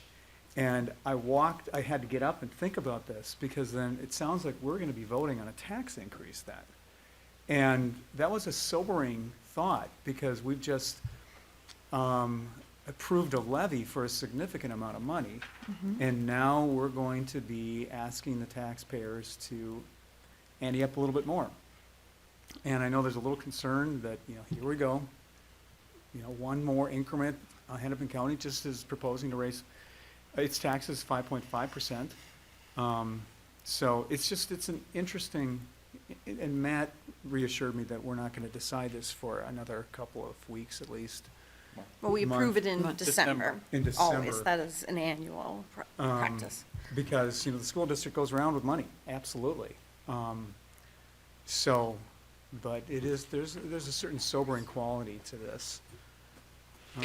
I certainly appreciate that, and I always look with both the school district lens and the taxpayer lens as well as I'm reviewing the information. We talked at Finance and Facilities more in depth about the process and what, between September and December, we can take opportunities to look at it. If there are any areas of what we call under levy, to be honest, the board has limited control or there are limited areas to where we can lower the levy.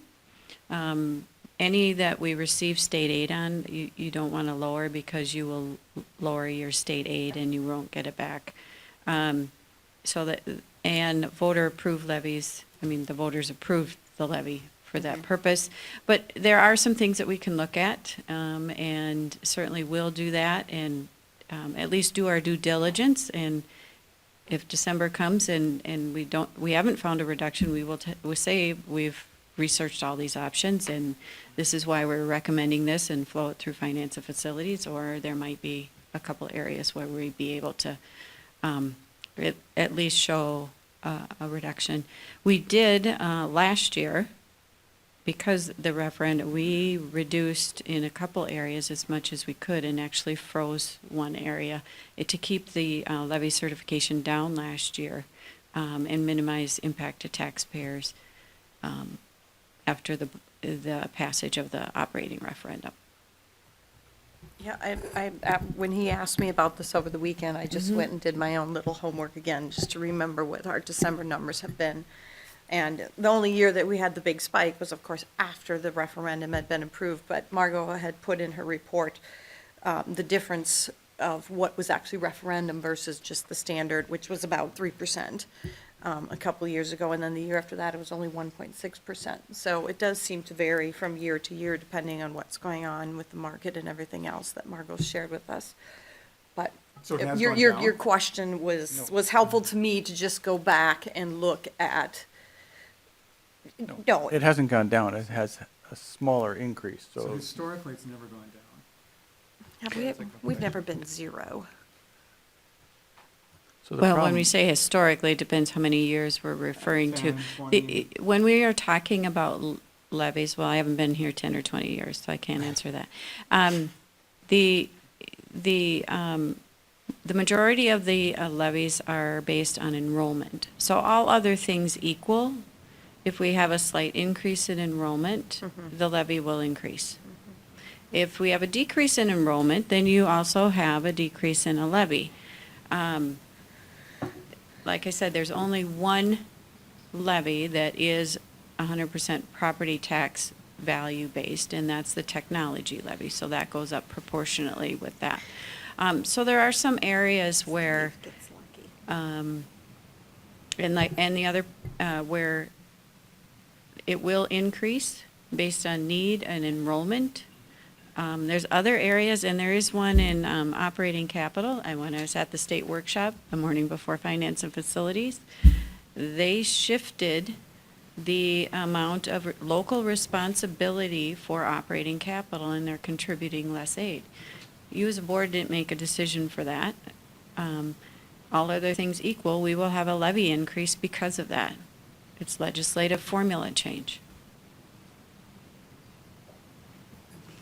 And Margot, just, you've shared with us in the past that the way that we look at open enrollment versus the kids who choose to go to parochial or a different type of school, where we try to just keep our numbers limited to what would typically be the enrollment in our district had every student come to Edina, versus other districts who go well beyond what their residents would be to help actually not impose heavier taxes, because when we do those, the head count, or when a levy is based on number of students, and say, you know, your district was only going to have 5,000 kids, but you're enrolling 6,000, your local taxpayers are picking up that difference. Is that correct, Margot? They are now as a result of the 2013 legislative Right. session, because the operating referendum is now based on adjusted marginal cost pupil unit, or adjusted pupil unit. In the past, it used to be, prior to that, based on resident pupil unit. So, but because of what you said, Sarah, That's why we look at the numbers the way we do. yes, we keep that about even. You know, some years we might be a little over, and some years a little under, but we're very, very, very close on that. And so it's not having a negative impact on our taxpayers. And I think back to your comment on tax impact on, the reason I separate the chart is to separate what is market value increase. I mean, when I see the overall state market value increases and Edina school community market value increases, that is separate and different from this particular levy, what we're certifying. And I often get phone calls and questions about, you know, why did my taxes go up? Well, part of it is your property value. That's separate. You as a school board don't control if my property value goes up or down. And that's why I try to separate it. You as a school board do control the levy certification, which overall in aggregate is 3.18% increase for this preliminary. Without a market value increase on anybody's property, and that's the reason I show it separately, how the tax is distributed because of the growth in our overall community, it actually would be a decrease. And I think it's important to note those two separately, and obviously that's why I show it separately. Yep, I get it. Then I have a follow-on question. So this 3.18 increase nets out to a dollar value, which looks like it's about $56 million, if I'm getting that right. Correct. And so my understanding is the school district, that the property taxes that are taken in do not go directly to the district. They go to the state and then they come back again, because it's something like that. Is that not correct? Or would we get all that we wouldn't get all that 56 million? Oh, we get all the 56 million. And it goes to the, actually county auditor. And the county auditor pays, so we as taxpayers pay twice a year. And right after that, there's a payment of three payments to school districts after we've all paid our taxes. So the school district gets 3 payments in the fall, and we will get 3 payments in the spring. And it all directly from the county. So that does not flow through the state. The portion that comes through the state is we also, as property owners, pay state taxes. And then the state, in their budget, for example, operating capital is a good example, because there's a portion of state aid funding operating capital and a portion of levy. The state will pay us then for their portion. And theoretically, well, not theoretically, we all are paying state taxes, so that's going to the state and then coming to us. And Margot, when we look at these numbers, the one when we talk about our $100+ million budget, the one that, when we're talking about that fund, it's primarily the 39.4 million, because the other two are going into different funds. Correct. Because when we talk about the 30% property taxes, approximately in the 70% state, you're more referring to that first number, correct? Yes, so Because in the the other two are general going- fund, if we isolated just the general Yes. fund levy certification, 39,400,000 plus thousand, that's Mhm. about a 2.32% increase over the previous year. Community ed, we took the part of the increase in community services. Last year, we had a population demographic change, and one of our recommendations out of Finance and Facilities Committee was to take that increase over 2 years to soften the tax impact. And so this is the second year of taking that increase. And debt service is all based on our principal and interest payments on our bonds for the voter-approved bonds and our long-term facility bonds. And so that is similar to your mortgage, and it's just, that's all been set up and approved, and But there's when you were- limited change there. I guess what I'm trying to get my head around is this 3.18, that represents an amount of dollars. And ballpark, that is, the aggregate amount? Just trying to yeah, understand that amount. 3.1. Well, about $1.5 million. It's 3.1 of Okay, the. that's about what I was estimating. Right. So about 1.5 million, right? It's 1.741 million. Okay, that gives me a sense of, Yeah. And the, 1.74. okay, it gives me a sense of scale. And of that dollar amount, that goes straight to the Edina schools. all of it goes. All of it Flows to us, yeah. Okay. will flow to us, yes. All of, any local levy dollars go directly to the district. All the other streams of money, like per pupil funding, special ed, that come through the state, those are different dollars that the state's accessing. When we when you see that middle chunk on your property tax bill, Uh-huh. that's for 273, that's going to 273. Okay, It's not going to the. that's what I going was ahead. really trying to figure out. Yeah. It goes directly to us, every dollar. Yes, it does. Okay, thank Yeah. you. Wired in. That's what I thought you were trying to Yes. get at. Just ironically around the same number that we cut. Interesting. It's worth noting, too, those cuts in this conversation, because the question, when you have more money coming in, might also arise, what are you doing with it, and where have you tightened the belt? And those cuts this year, under John's leadership and his team, were significant and yet minimized impact around the classroom and learning. In fact, to a lot of extents, we could continue in previous years, and these cuts have been an annual thing for many years. Some years were more painful than others, but that effort to assess where the money's going and what can we do to trim budgets, to not always just look for more. Because frankly, we're not able to get more that meets the need of that rise, that this district is doing its diligence and trying to protect learning. And it's just an annual exercise. This part is taking place in this month, but other activities take place throughout the year. Right, and we'll be at our cap for operating levy, like Margot said, because we chose a 2-year jump to get to that, and there aren't other things that we can just go and say, we're going to raise your property taxes without voter approval, and then once we hit the cap, we're at the cap. And that's a good point. So for next year, it will be 2019 paid 2020, which will be 2020 taxes for property owners, and it will fund 2021. And that's that next step up in the operating referendum. So there will be an increase next year. But there's also a combination of things happening with market values and a variety of things, just like we talked about tonight. So can I say what that increase will be tonight? I can't. But just know that will be a factor in next year's. And maybe increase, it's literally an increase, but it's also the end of the 2-year delay of that increase. So what we Correct. implemented was a delay for that increase, which is lasting 2 years. Which was the intent, to help soften the impact to taxpayers. And there often is confusion when people think that because property values are going up in Edina, that hence the school district just suddenly gets that much more money. That just is not the case. The way we are funded has, outside of the one that you mentioned, we get what we get based on number of kids. So it just gets distributed differently. We do not benefit from those increases. All right, all those in favor of approving the amended proposed tax levy for 2000, yes? Second.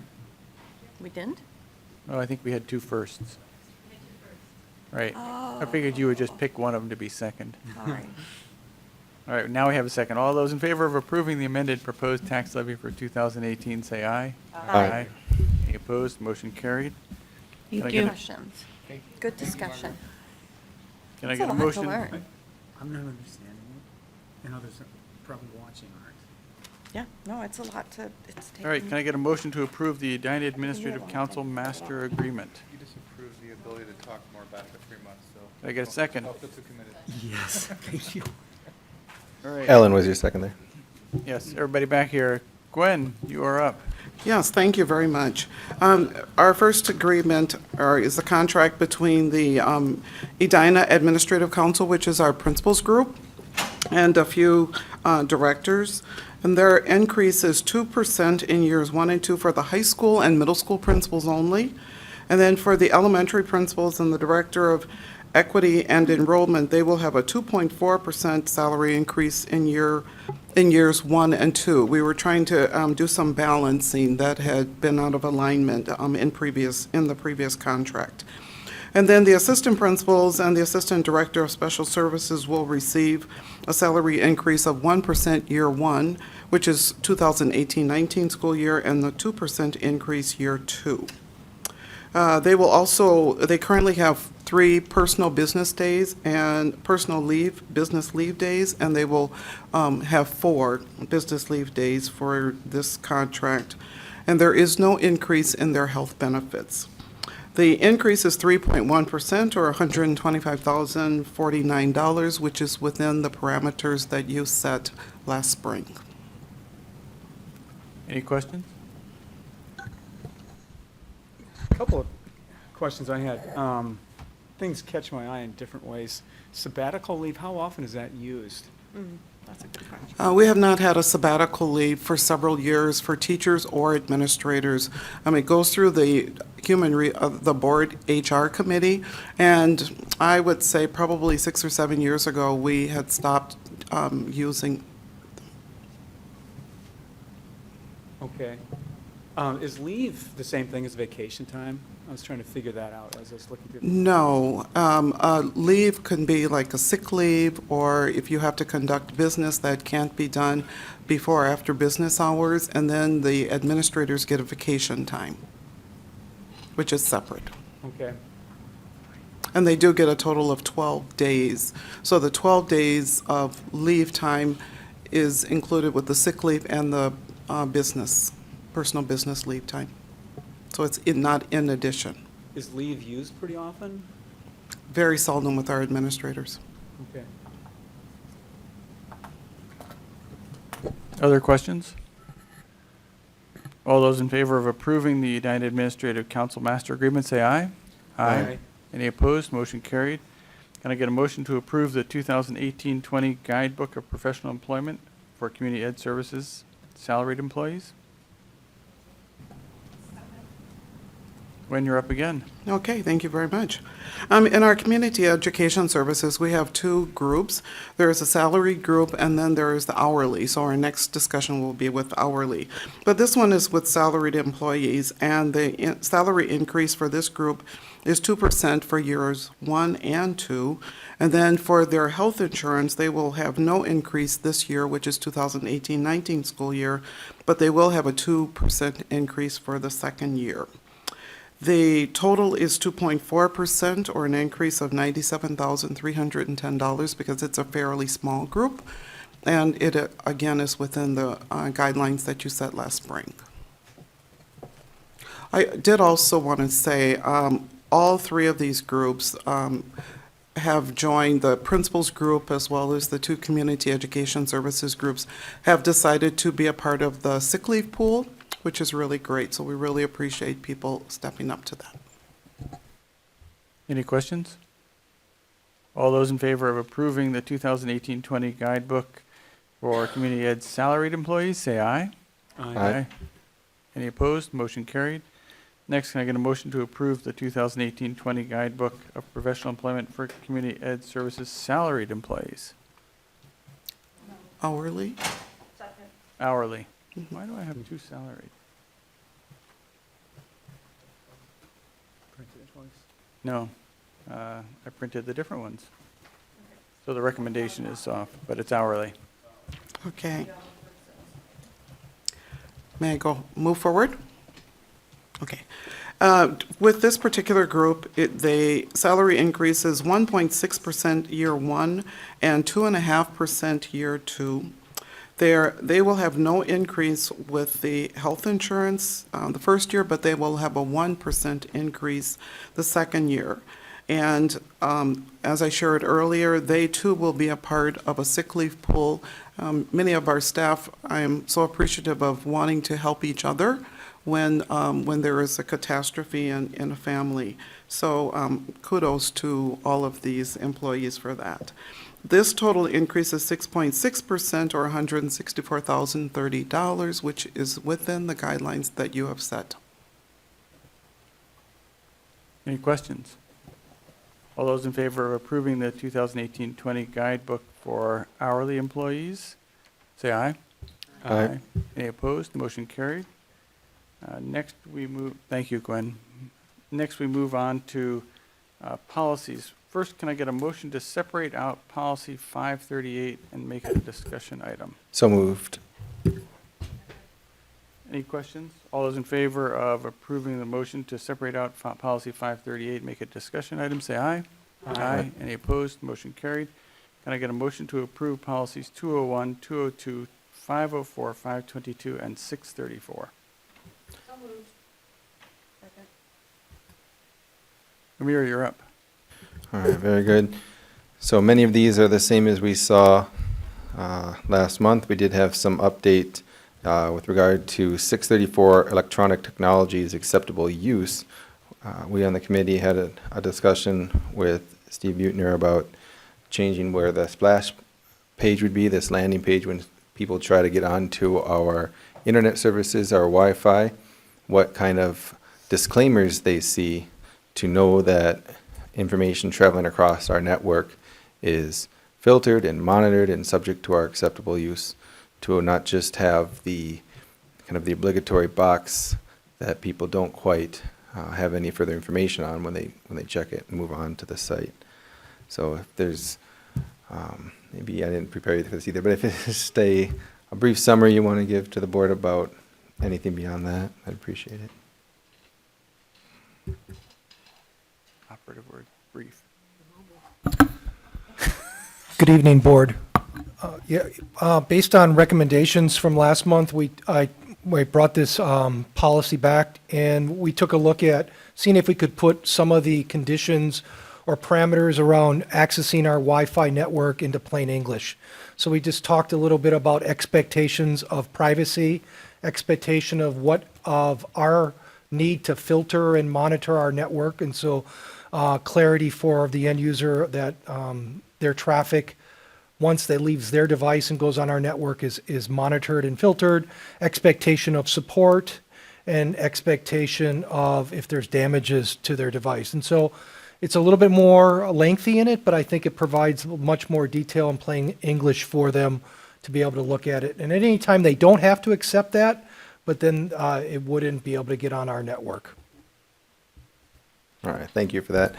And then the other thing that's an update from the last time we talked about it on camera is the appropriate clothing wear policy. Last time we were in this room, we had a conversation about what to do with regard to covering stomach and lower back, and we brought that to a work session, had a discussion on it with administrators, and ultimately came to the suggestion of leaving that unmentioned, so it's not prohibited to have it exposed. The list of body parts that are prohibited are the same as the last time it was in this meeting for discussion. All right, any questions, discussions? All those in favor? Can I ask a Erica, go question ahead. about policies in general and how we mark them up, or is that something I can't ask right now? You can ask. Oh, so this is just more for the policy committee. Sometimes I have a difficult time reading through all the changes and understanding, because sometimes some of the changes will be like legal requirements, and sometimes some of the changes will be just semantic recommendations, and sometimes some of the changes will be changes that actually affect the operations of the school district. I was wondering if there's any way that we could come up with some sort of like coding system, either a mirror, you like, when we get a policy, you say, these are the two things that you actually need to note about this, or maybe none of them are substantive changes. Or the other thing I was thinking of is coming up with like some color coding system. Yeah, where if it's like a, yeah, like red is a legal change that we can't really do anything about, and then green is like, this is substantially going to change the operations of the district, and then blue is everything else. It's semantics. That's great, but so my eye can train on what I really need it to train on, because when it's marked up and it's pages of marks up, I'm like, it's just, I want to make sure I'm focusing on the most relevant, important parts. So that was just something I wanted to bring appreciate that. up. And by the time we mention it verbally, we're already at the first discussion meeting. I don't know if color coding is the option, but maybe we did one time a recap type of memo or email before a work session, maybe something along those lines. And I doubt it would be perfect, because sometimes it's hard to tell where that board substantive point is, but it would certainly maybe help you hone in on some of the policies that the committee spent its most time on and that are most in the board's lane. I think we'll discuss that and try to see at policy committee what might be clear. And I think it's only for a few of the policies, because most of them, there's some pretty minor changes, but Yes. for example, 538 was just Yeah. impossible to work through. Well, it's even with the dress code one, there was so much, cutting and then rewriting. And sometimes, when we're not on committee, it's just helpful to have. A better way to understand what the Just sort of a changes were. roadmap to like. Yes, a you know, roadmap's a great, yeah. Thank you. All right, Very welcome. That's it. All right, and then we want to do 538 in a moment, or? right, first we have to vote on these. So, all those in favor of approving policies 201, 202, 504, 522, and 634, say aye. Aye. Aye. Any opposed? Motion carried. And we are now on to a discussion of policy 538, which is, almost seems to be a continuation of what we talked about earlier. Yeah, it did come up earlier in the meeting. Certainly, some points are well taken. I think especially a conversation around financial assistance wasn't fully fleshed out in the earlier conversation. I know, Sarah, you were making a point about wanting to know more about how much student fee is there to help support other students, sort of spreading around the cost of the trip for those built-in scholarships. And you had mentioned the possibility of having some sort of breakdown, but I think I'd also heard in your statement sort of a question as to how much of a percentage is that, or is it ever capped at a percentage or dollar amount? Is there more information on that? So I think that's. Well, just better understanding, because in the policy, it just was vague. It said it can come from fundraising, blah, blah, blah, and fees. So then it made me want to better understand how much of a fee is included in all the trips that goes towards scholarshiping. If it's always included, I don't even know. And then, again, when we're talking about funding staff, the distribution for 250 kids going on a trip versus 20 kids going on a trip, I think it would be fair to make that a bit more transparent, because that is I think it's always fair to make pricing more transparent. So, but bigger discussion, I think, is also just the concept of, what is our mission? Where should our resources be going? Because I hear us saying, more trips, more options. And again, then I would say, is that our mission? And do we have the resources to put towards that?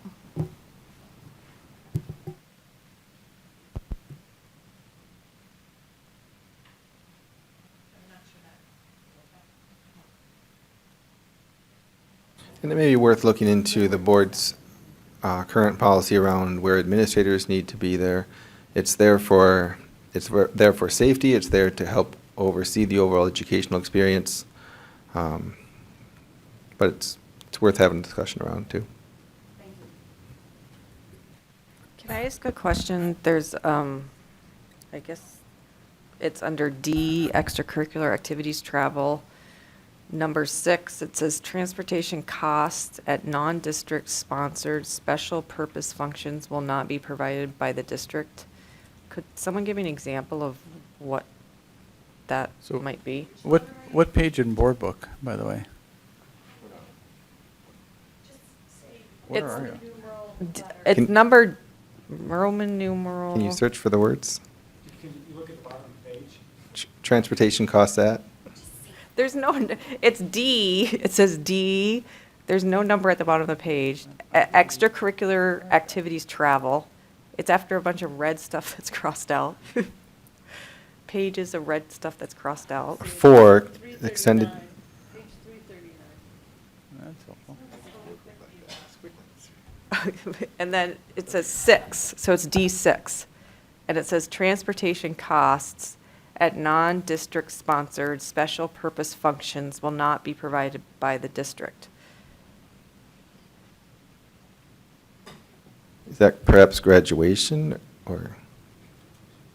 Well, that's district sponsored. What's non-district sponsored special purpose? I'm trying to read from a fine arts group appearing at a non-district sponsor, so it'd just be having a group of students at another event outside the school district, that's not sponsored by the school district, would not be provided by the district. It's concerts, exhibits. So like if, Exhibits, concerts, exhibits. Scrimmages. I don't, I guess I don't understand. That is not a district, you know, there's a track meet somewhere that's not district, but it is an invitational. That would fall under student activity, so. So what about clubs? Well, I mean, it's the same. So that there are groups that get approved as clubs, and they're not district-sponsored events. So it could be for a non-competitive scrimmage between two teams. It could be a group that's taking music through community ed, and they want to perform in St. Paul somewhere, so we would not provide transportation for those. It's not part of the course or class.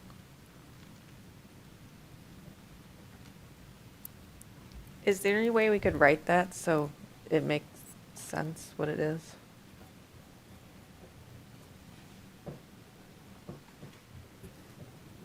I'm sorry, I don't understand what it means. Maybe it's just me. Yeah, it's worth bringing back to committee and trying to see how much of that is. We is could up just to- pass it. We could So- just pass it. So if it's district-sponsored, then, you know, I think the district will provide the transportation and the cost for it. If it's not district-sponsored, we won't. Well, but isn't that a no-brainer? That's why I don't understand why it's in there. It's just clarifying. So I think that there are events that aren't district-sponsored. And so there could be confusion about who's supposed to pay for it. It may take more time just to look at it. We'll talk about it in committee and try to get a better answer for you. All right.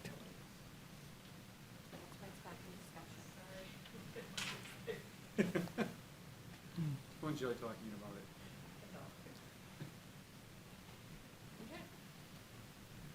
All right, we'll enjoy 538 when it goes back to policy.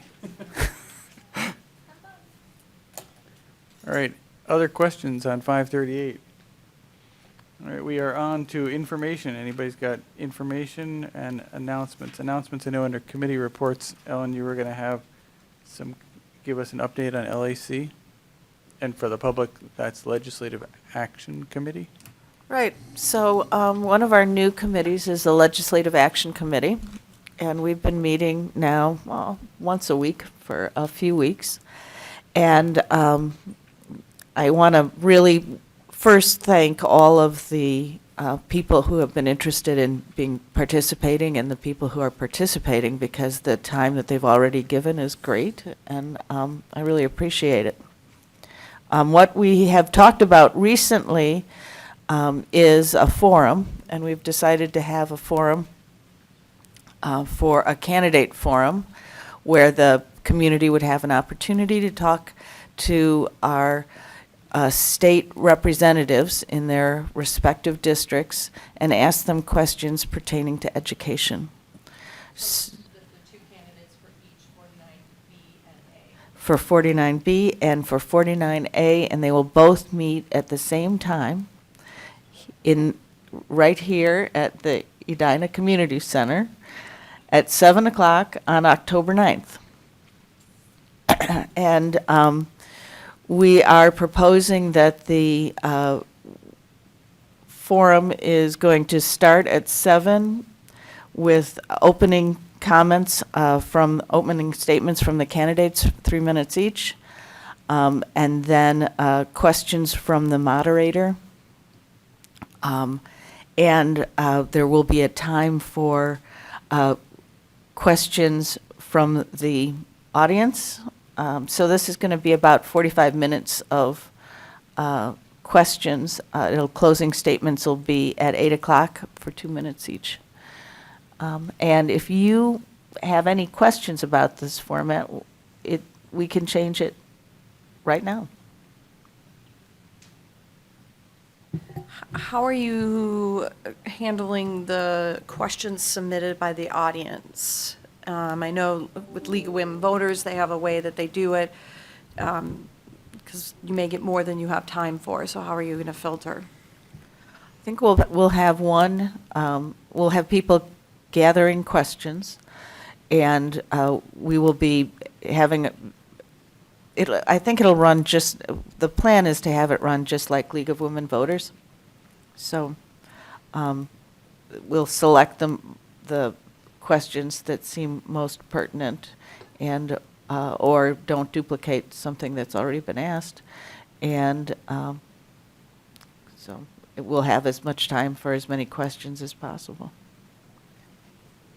But it is limited to 7 to 8, so you will Yes, have a it's cutoff there'll be a cutoff. Okay. And then there's going to be a structure, proposed as a structured portion of the forum adjourns and candidates are allowed to socialize with the audience. So, but anyway, I'm very excited about this. There's a lot of questions that people have about our priorities and the candidates' priorities, and so these could be answered. I have a quick question. Since one of sort of the tenets of the Legislative Action Committee is not to dwell into topics that are controversial, is that also something that is going to be part of the forum and how you moderate it and when you collect things from the audience? And then if so, is that something that the audience needs to understand so people don't feel like you're filtering or throwing out questions that they think are good questions and could be very good questions, but might not be within the scope of what the Legislative Action Committee stands for or the scope of what you're doing? Can I jump in, since I want to get my opinion out before you guys sort of say what all you've decided? But I understood that the controversial bit was that on behalf of the 7 members of this board, we wouldn't be advocating and lobbying and injecting ourselves into some of that, but hosting a forum to me seems more like a time for the filters to be off, my own impression. That it's not on behalf of us that those questions are being answered, it's a public opportunity. So I just want to throw that out there before you guys. And actually, that's where I would be coming from, Amir, with that. But certainly, everything that the Legislative Action Committee does is upon the authority of this board. So I do think we could talk about this and come to a consensus. So I think you just have to make sure that if there are topics that that a question arises in relation to that might be deemed controversial, that you may need a second question, so to speak, that might view a different approach to that. I mean, I'm just not quite sure. You know, I don't know what that means. I mean, first of all, if it helps you decide who to vote for between the parties, it's naturally controversial, unless they're both just saying we love kids. So I'd be hesitant to start to say that we guarantee parity in lenses on a question. And it will be very hard for us to also determine exactly what is going to be considered controversial. Yeah. If it's the opportunity for more education questions, so that you don't have to split your time when you're listening to these forums with transportation and health and environment and all the other important issues that the state deals with. It's time for more education questions. That's a service that's been offered, and I hesitate to get into the filters.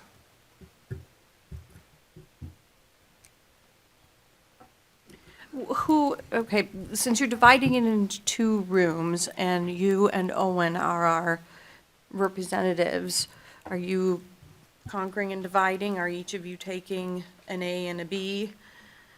We certainly could, We haven't talked about that. yeah. Because you're both A residents, aren't you? Mm-hmm. The large majority of the district is, isn't it? Right, exactly. I mean, I agree with what you're saying. I think it is difficult to pick and choose the what's controversial to one person isn't to another. I think the key is keeping it focused on education, hopefully directing it back to the concerns of Edina families, District 273 families, whatever you want to call it. But making sure that it's fair and impartial from the perspective of those running it. I think that's where you could get into the most trouble, in my opinion, is if somehow it looked as though you guys were being partial to one person or the other. Could you establish 5 themes to the evening, whether it's fiscal responsibility, whether, I have no idea what they would be.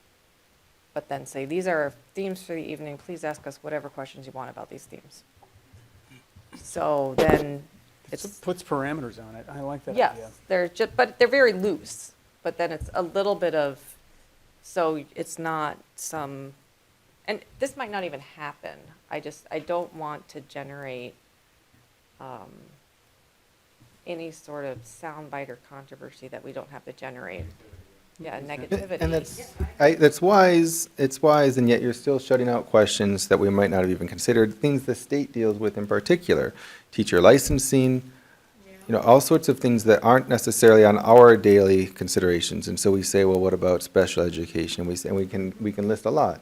But again, if we're getting involved in what these questions are, that's a very big difference from hosting a forum.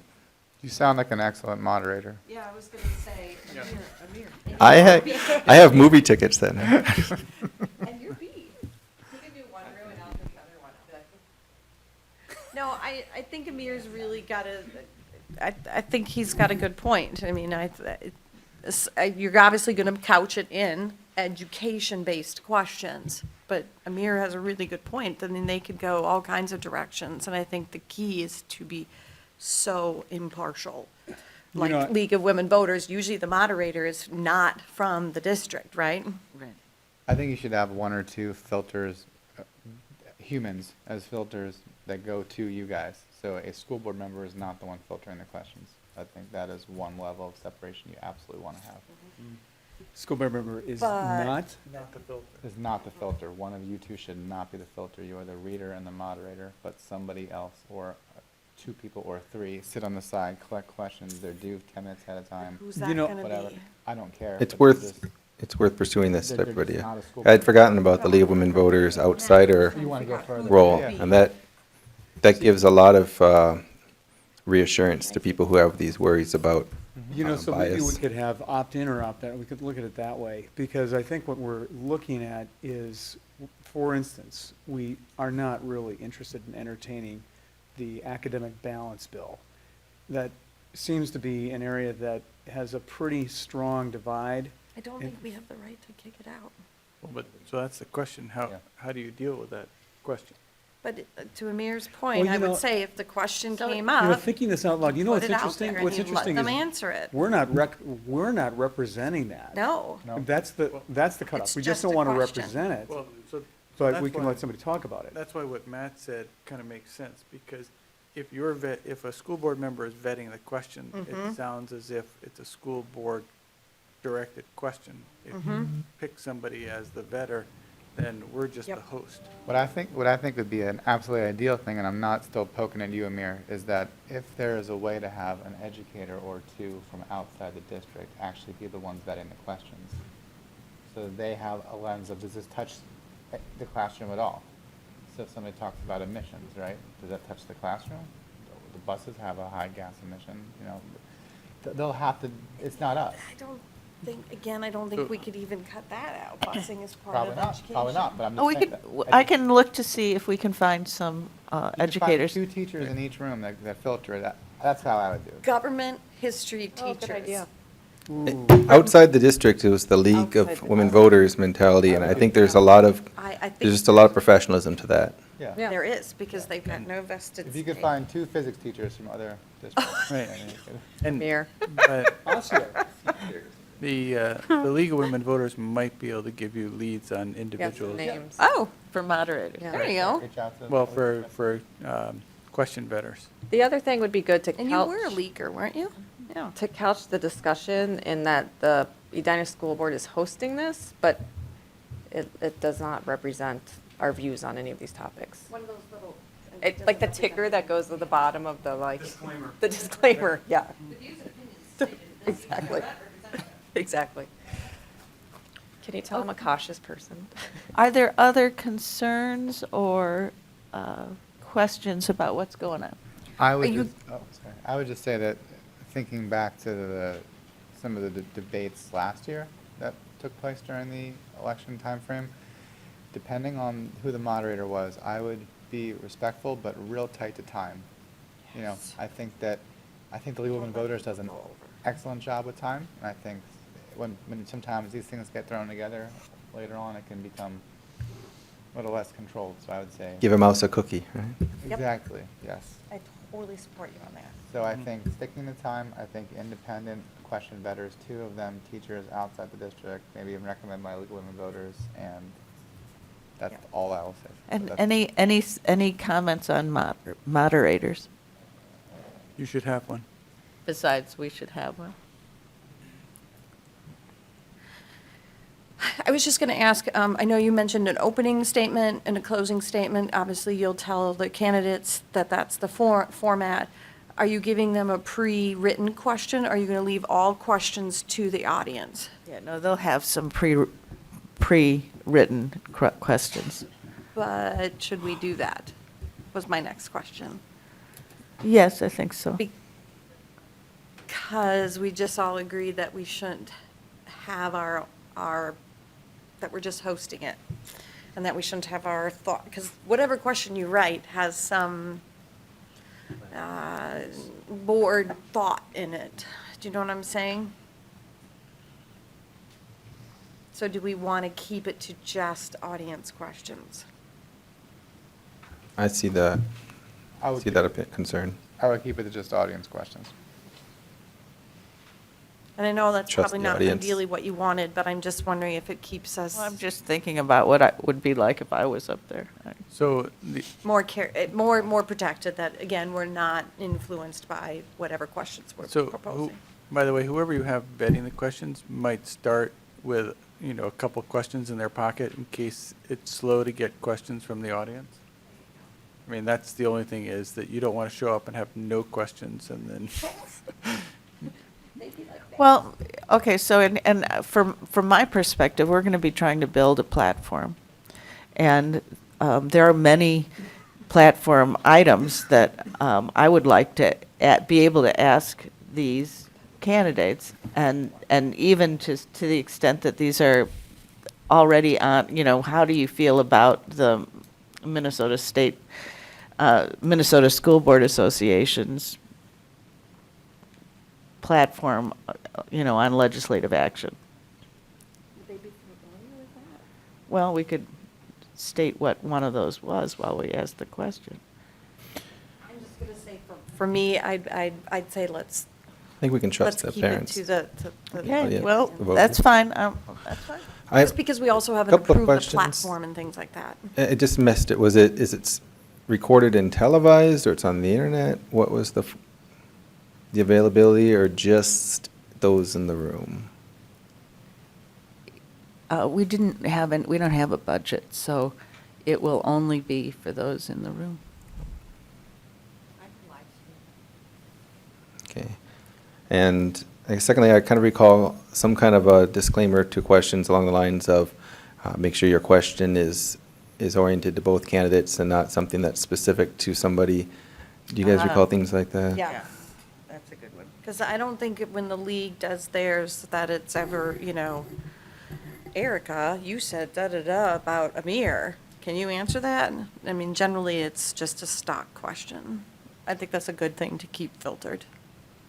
Okay. Who moderated the candidate forum we had here in this room?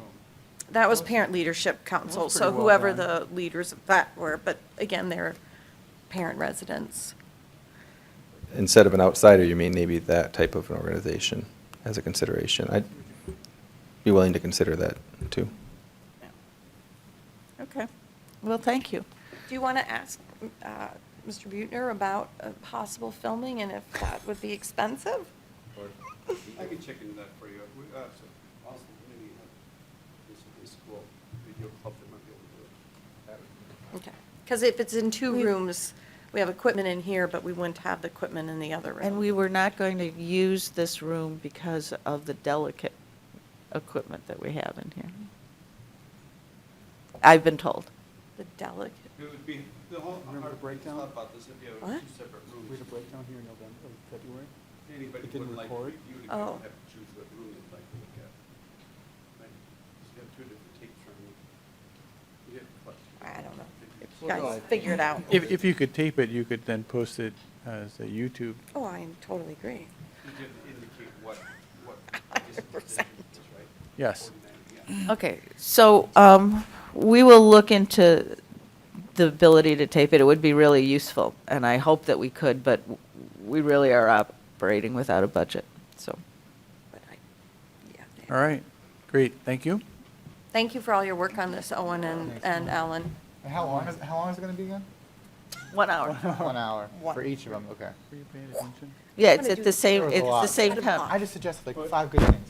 As in 1 hour for each district, Total. or 1 hour for both districts together? See, good question. No, you're One running hour them for each simultaneously. So She then already it's said 2 that. hours. No, it's 1 hour. It's 1 hour for each simultaneous. Simultaneous. See, that was my question. Thank Right. you, Owen. It's She said actually that at the technically beginning. more than an hour. Somewhat. Not yet. She did. All right, Comprehend. we have completed our agenda. Is there any objection to adjourning? Hearing none, we are adjourned. Thank you, everybody.